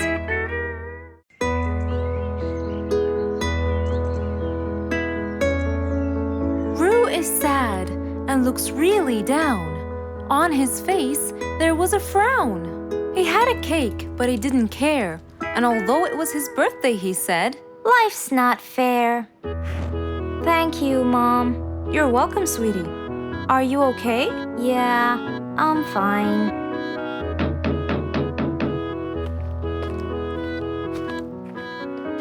"Oh, look who's here." It was Roo's best friends, Poppy and Fluffs. Hey there. Happy birthday. Wow, neat birthday cake. Yeah, just a normal birthday cake, traditional birthday hat, and the same old wishes over and over again. Roo, are you okay?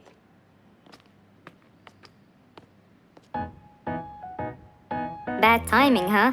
He looks sad. I know, but The Cake is still here. Oh, stop it. We have to help him feel better. It's his special day. A little bite won't hurt. Oh, sure, the cake won't hurt. But what about my fist? Fine, fine. What do you have in mind? Let's go. Where to?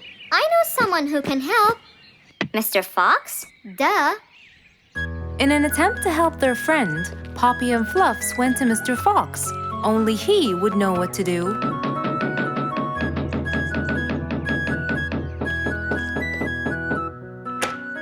Hey, carrots. Do you have any lemonade, Mr. Fox? I stopped apologizing for his behavior long ago. You know, Fluffs, he's just Fluffs. It's okay. Come in. Are you sure it's all right? Positive. It's always the right time. It's Rue's birthday, and he's pouting. He's bored with the same birthday routine every year. So we want to make him something different this year. Can you help us? Yeah. Unbelievable. You'd think I'm quite believable if you tasted this lemonade. It's awesome. Any ideas, Mr. Fox? What do you guys say? I help you throw him an extraordinary party with a magic show. A magic show? But who's gonna perform the magic tricks? You guys will. I'll teach you. This is the best idea ever. I agree. We'll also bake him a cake. But he says cakes are boring. I can assure you, this one he will like. Sounds like the perfect plan. All right, first, let's bake the cake. It wasn't a very easy task, but all three of them worked hard to make this the best day ever.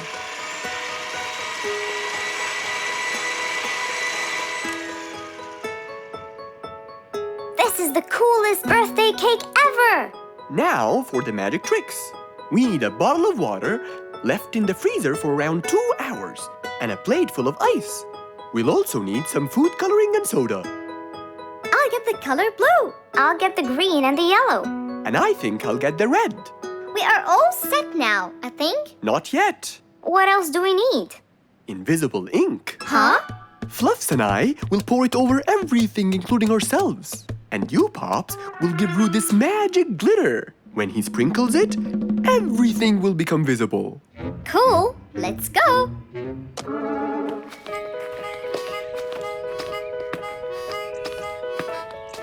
Let us pour the invisible ink now.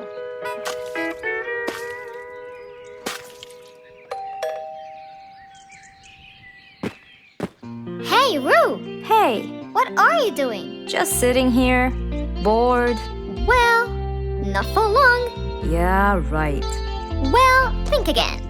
Happy birthday. What's this? You have to sprinkle it around to find out. Where? First, on the table. Wow! How did you do that? It's a donut cake! Now try sprinkling all around.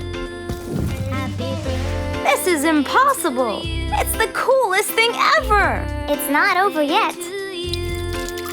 Happy birthday, happy birthday, happy birthday to you. I can't believe you guys did all this for me! All thanks to Mr. Fox. He was a great help. I can't believe you guys! Thanks! That's what friends are for. Mom, come and see! What wonderful friends you have, Roo! Yeah, I think so too.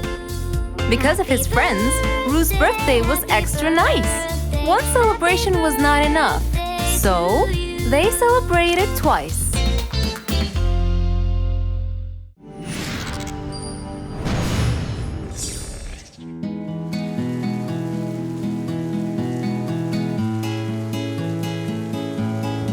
One stormy winter night, when most of the animals stayed warm in their beds and turned off the lights. There was thunder, there was lightning, and Woody the Woodpecker found it frightening. He knew he was in trouble, for his house will soon become rubble. Oh no! What am I going to do? I better go to Mr. Fox before things get worse. With a nice cup of hot chocolate, Mr. Fox continued reading his book when the doorbell rang. It was winter. No one would walk in the rain unless they had a complaint. Woody, what are you doing walking around in such cold weather? Hurry, come in.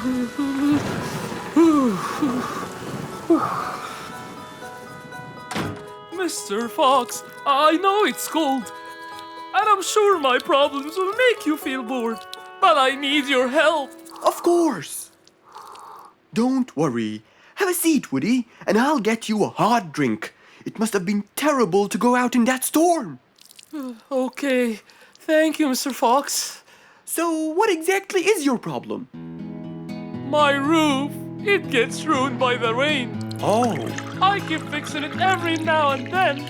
But now, every winter is a nightmare. here you go, Woody. Thank you, Mr. Fox. So tell me, what happened to your roof? The rain makes it damp. Sometimes I fear it gets too damp. It might fall. Oh, you're right. That's a serious problem. Well, will you help me? Mr. Fox knew he couldn't stop the rain, but he couldn't let Woody's efforts be in vain. There had to be another way. I have an idea. We need to guide the water off your roof. But how can we do that? Well, we need to visit the jungle shop. But first, we'll wait for the storm to pass.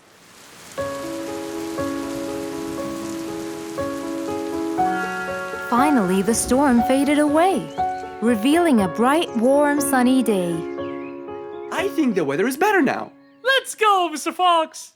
Mr. Fox and Woody hopped into the car, and off they drove to the jungle shop. So, what will we buy from here, Mr. Fox? A sloped roof. A roof? But how will we transport it? Oh, don't worry. There's a new type of roof. They sell them like, pieces of a puzzle. Oh, that's smart!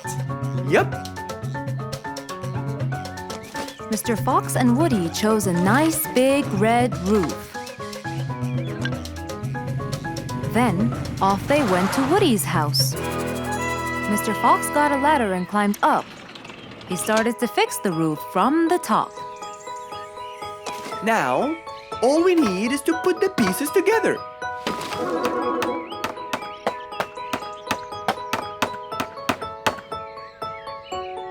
All done. I'm coming down. Wow, it looks great!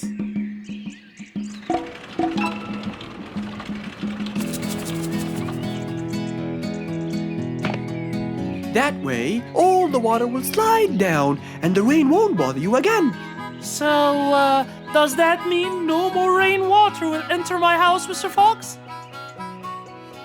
Of course not. I guarantee it. Oh, I'm so happy! Thank you so much, Mr. Fox. Oh, it was nothing. We all like living in a dry, warm place in the winter.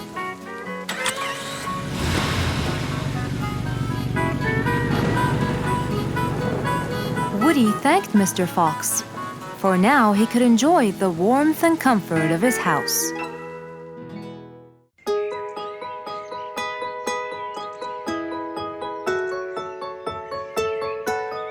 Beatrice was a little energetic bee. She wakes up early, eats her breakfast, and checks on her honey. Then she goes out to collect some nectar. That smells great. I'll take some from here. Wow, that looks fresh. Here's my favorite type. And so, she went collecting all the nectar she needed, and when she was all done, she went back home. But as Beatrice came closer and closer, she could see that someone had been to the hive. Oh no! My honey! It's all gone!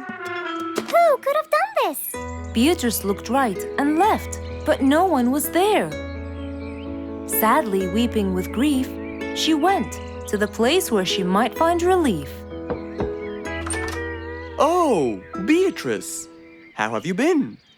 Mr. Fox! Beatrice, what happened? Someone stole my honey and destroyed my hive. Who would do such a horrible thing? I have no idea. I was out collecting nectar, and when I came back, I found... Calm down now, calm down. I don't know what I should do. Mr. Fox felt sorry for Beatrice. He kept thinking of a way to prevent this from happening again. Aha! I got it. You know who did this? No, but I can prevent this from happening again. Really? Really? Come with me. At once, Mr. Fox ran to his workshop. He grabbed some steel, some wooden plates, and his toolbox. He then hopped into his car with Beatrice by his side and drove away.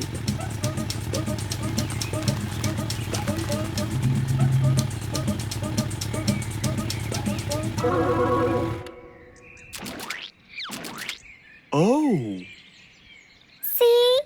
I told you. It's a complete disaster. you were right. But don't worry, everything will be okay now.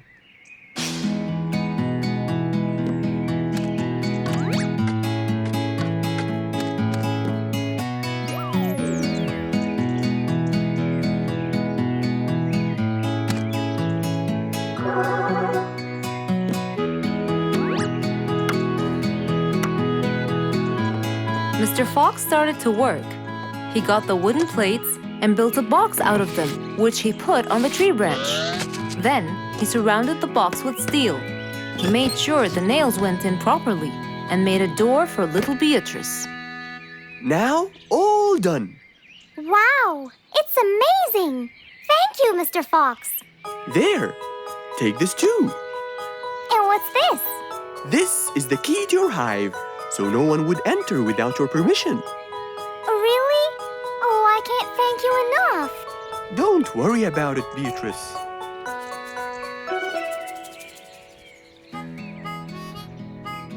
Here, Mr. Fox, this is for you. What's this? It's one of my delicious honey jars. It's the best kind I've got. Oh, you didn't have to. Well, thank you, Beatrice. And as Mr. Fox drove away, he thought that this was the perfect end to the day.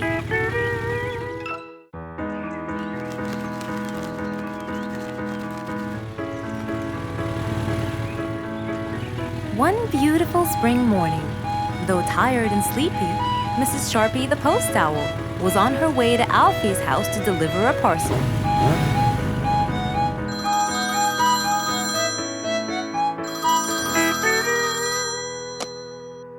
This is Alfie. Who is it? It's Chip, Alfie. How are you? I'm fine, thank you. Great! I sent you the new sheet music, which you have to rehearse. Of course. I will as soon as it arrives. As soon as Alfie hung up the phone, he heard a knock on the door. Good morning, Mr. Alfie. I have a parcel for you from Mr. Chip. Oh, thanks, Sharpie. I better start. Alfie took the parcel and got out the sheets. And then he went off to practice. Alfie the sea elephant was relaxing on the seashore, for it was his favorite place to be.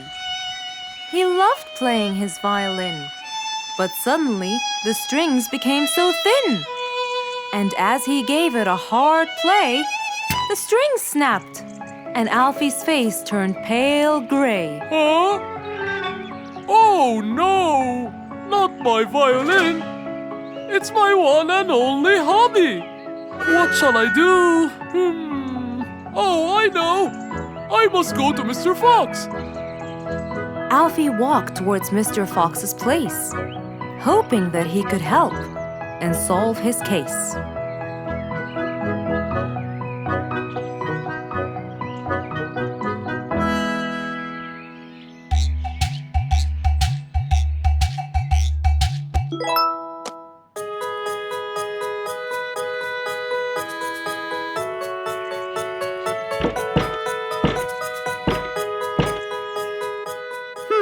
I wonder who?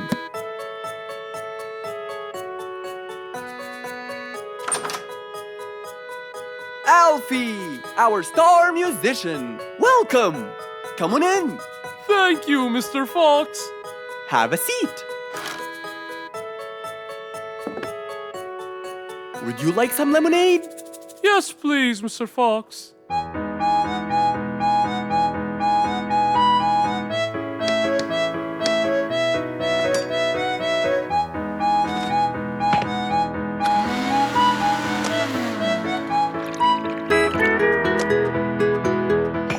Mr. Fox came back with a glass of lemonade.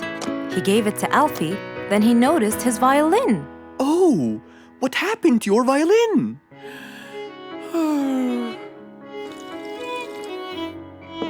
I was playing by the seaside and suddenly the string snapped.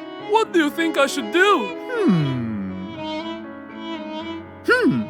Well, we can simply buy some new strings and change them. I already bought them, but I don't know how to change them. It's my first time. No problem. It's easy. Now let me teach you how to replace them. First, we remove the old string by twisting this till it's loose. Then, we pull the broken string out of its hole. After that, we twist the tuning peg on the other end and pull the other end of the string from its hole as well. See? Now the whole string is out. We insert the thin end of the new string into the hole of the tuning peg.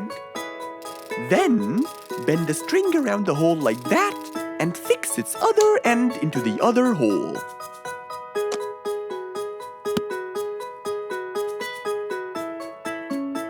And there's the other string as well. Finally!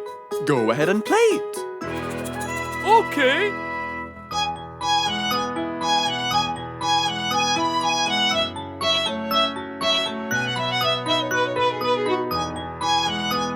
With his violin finally fixed, Alfie walked out the door.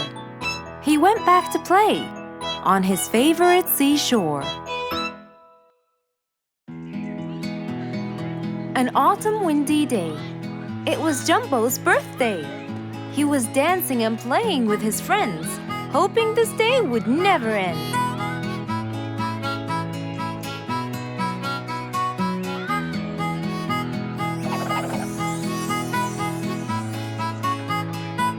Everyone ran to hide all the same, but Jumbo slipped and fell, and that was the end of the game.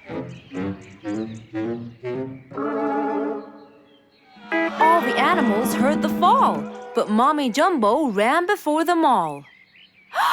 Jumbo!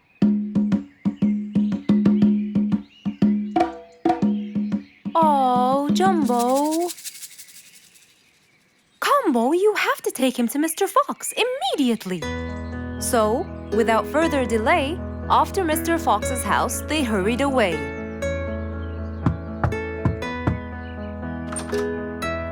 Hey, Mrs. Combo, what's wrong? Help me, Mr. Fox. Jumbo is ill. Oh, please, come in.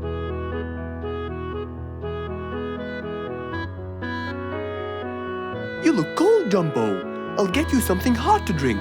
Thank you, Mr. Fox.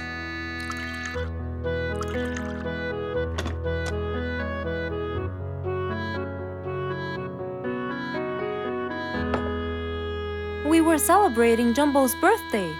Oh, happy birthday, Jumbo. Thank you, Mr. Fox. But as he was playing with his friends, he slipped and fell into the pond. He started shivering and sneezing. I feared he might be sick, so I thought I should bring him to you, just in case. Well, why don't you lie down, Jumbo, and let's take your temperature. Open your mouth. Say, ah. Ah.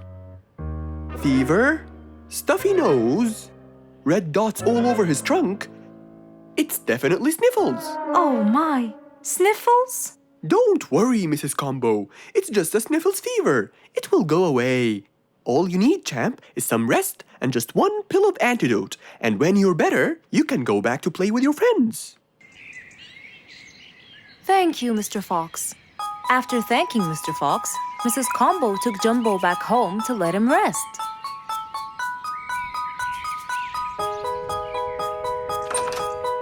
All right, Jumbo. Now all you need to do is follow Mr. Fox's advice and keep Mr. Thermometer under my tongue? To find out if I'm all better so I can go outside and play with my friends? But first, you gotta Keep my thermometer in my mouth? Right, son. You can count on me. Now, you'll stay put and oh, sorry. Call me when it beeps.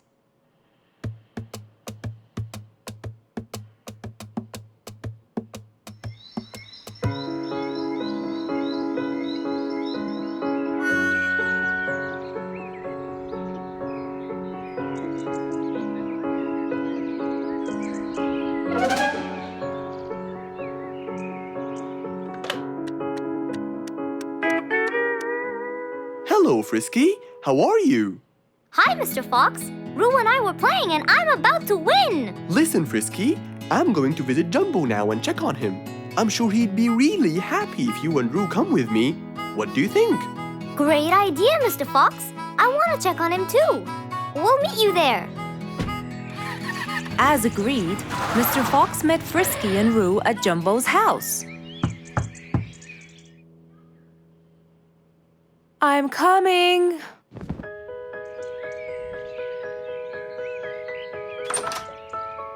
Hello, Mrs. Combo. We came to check on Jumbo. I hope he's feeling better now. Why, yes, Mr. Fox. Come in, everyone. Hey, Jumbo! I came to check on you. And I brought your friends along too. Are you feeling better now? Hi, Mr. Fox. Hi, guys. Hey, Jumbo. How are you feeling? Well, I feel better, but... Well, we need to take your temperature one more time, Jumbo. Is it time? It's time, all right? What does it say? Well, let's see. Your temperature is, oh. Your temperature is just fine and dandy, Jumbo. You're not sick anymore. You are A-OK. Yes! Now we can go outside and play. But first, I need to tell Mom. Mom? Mom? Where could she be? She's not in the kitchen. Mom? She's not in the living room. I wonder where she is. I'm here, in the bedroom. Mom? Are you okay? I think I might have caught a case of sniffles too. Don't worry, dear. I'll be fine. Now why don't you go out and play hopscotch with your friends? I'll join you when I get better. But Mom, I won't be happy if I go to play and leave you here all by yourself. I'll be only thinking of you. So, what do you think you should do, little Jumbo? I have to sit here and take care of you, Mommy. You always take care of me when I get sick. I'll take care of you and never leave you alone. Oh, I love you more than anything in the whole wide world, Jumbo. Now it's time to take your temperature. Right, Mr. Fox? You're absolutely right, Jumbo. So rather than go out to play, by his mother's side, he decided to stay.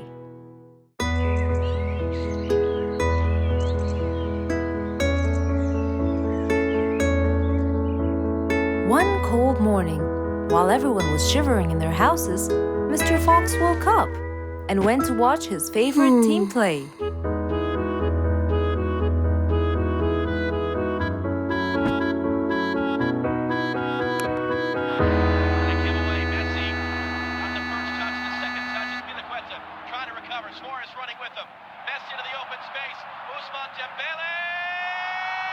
Ah!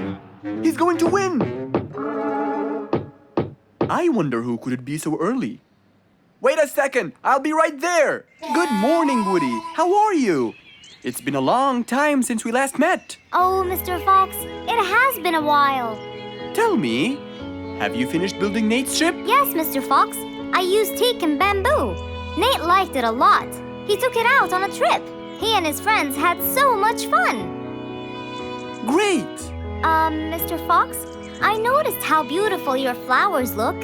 You take really good care of them. Of course. And you know what? I'll tell you everything I know about flowers. Really? Thank you, Mr. Fox. Come in and have a seat while we talk.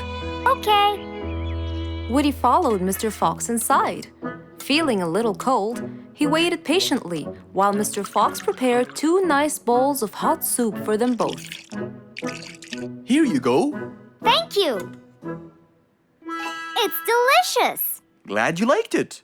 Now tell me, what's bothering you, Woody? How did you know that something was bothering me? I know you all too well, my friend. Okay. You know, it's really nice and warm here. Yes, warm weather helps me think and relax. Well, Mr. Fox, I'm sure you know that I've been a carpenter for a long time now. Of course. And during the winter, my business blooms. And my customers increase because I sell them the wood they use for their fireplace. Very good. But where's the problem? The problem is, they're not all the same. So each customer needs the wood to be suitable in size for his fireplace. That's true. And as you know, I work alone. So I take so much time and effort to cut and adjust the wood to suit each and every customer in this jungle. Sounds like a serious problem. He looks really worried. Okay, Woody, why don't you come with me to my workshop? It's round the back. There, we can think together and I can invent something to help you solve your problem. I really hope so, Mr. Fox. Don't worry, we will. I know. And you taught me that there's a solution to every problem. And Mr. Fox solves every problem. Ha ha ha! That's right, Woody.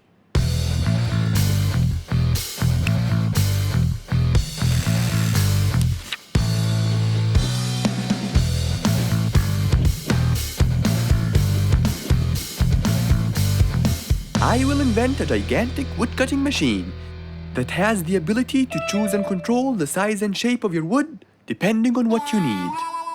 What? Really? Aw, you're the best, Mr. Fox. I'm just going to need some time to build the machine. You got it, Mr. Fox. I'll go get a few things done and I'll come back. Okay, I'll see you then, Woody.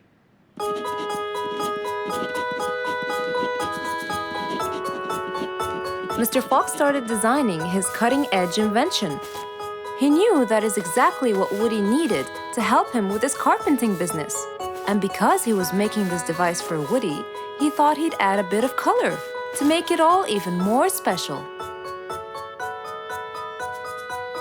Finally, this is it! Mr. Fox's size-adjusting wood-cutting machine.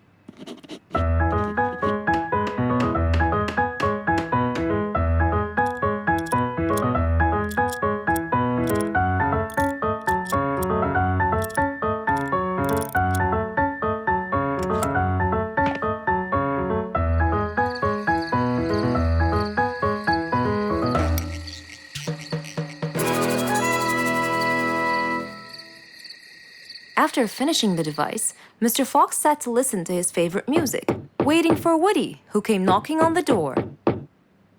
Hello, Woody. You're right on time. Have you finished building the new machine for me, Mr. Fox? Of course I have. It's in my workshop. Let's go see it.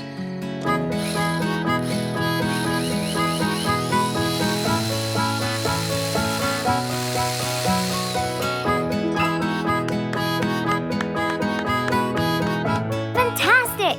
I don't know how to thank you, Mr. Fox. I'm really grateful for what you've done. Don't thank me. I only did what I had to do. I'd better be off now to cut more and more wood. Have a wonderful evening, Mr. Fox, and thank you again. Good night, Woody. See you soon.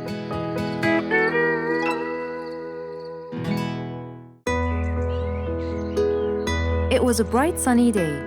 Mr. Fox had had his breakfast and was now out doing his morning exercises. It was then when he saw Woody, who was passing by. Ah, Woody, how are you? Haven't seen you in a while. I really missed you. I'm fine, Mr. Fox. I really missed you. I hope you're doing great. Why does he look so sad? I hope nothing bad has happened. You look a bit down, Woody. Is everything all right? Are you okay? Oh, Mr. Fox, I really need your help with an urgent matter. Don't you worry, my friend. Big or small, every problem has a solution. I assure you, everything will be all right. Oh, I know, Mr. Fox. I can always count on you. Let's go inside. I'll get you something to drink, and then we can sit down and you can tell me all about your problem. Let's go. Woody followed Mr. Fox to his house. There, Mr. Fox prepared something special for Woody to help make him feel better.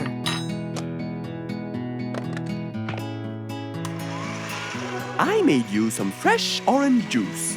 This will help you relax and cheer you up. Oh, you're very generous. I love orange juice. Thank you.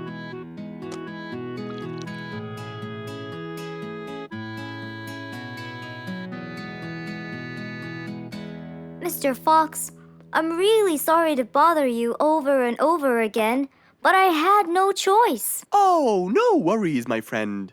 You know, Mr. Fox, I'm the jungle carpenter. My business has been growing recently, and now I have many customers. Yes, you're a hard worker. You deserve it. I used to build boats for fishermen. I got famous for my skills, especially after I built Nate the fisherman the boat of his dreams. He went and told everyone in the jungle about it. They overwhelmed me with requests. That's fantastic. I'm really glad to hear that. But Nate came to me yesterday and asked if I could build him a ship. One big enough for him and all his friends, as he is planning to go on a fishing trip. It's for a special trip, he said. Yes, I've heard about that. Well, the problem is, I've never built a ship before, and I have no clue what kind of wood I'm supposed to use. I don't know what to do. How will I build him the ship he needs without the proper wood? Will you help me, Mr. Fox? Whoa, that's a serious problem. I'm gonna have to look through my books. Well, you're never too old to learn something new. I could use some time. I'll call you as soon as I find a solution. I will be waiting for your call. I know you'll be able to help me, Mr. Fox. After Woody left, Mr. Fox started his researches on shipbuilding.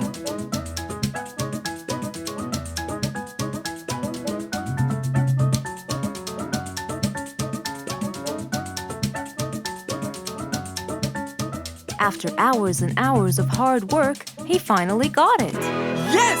I've got it! But what did he get? We'll find out in the next episode.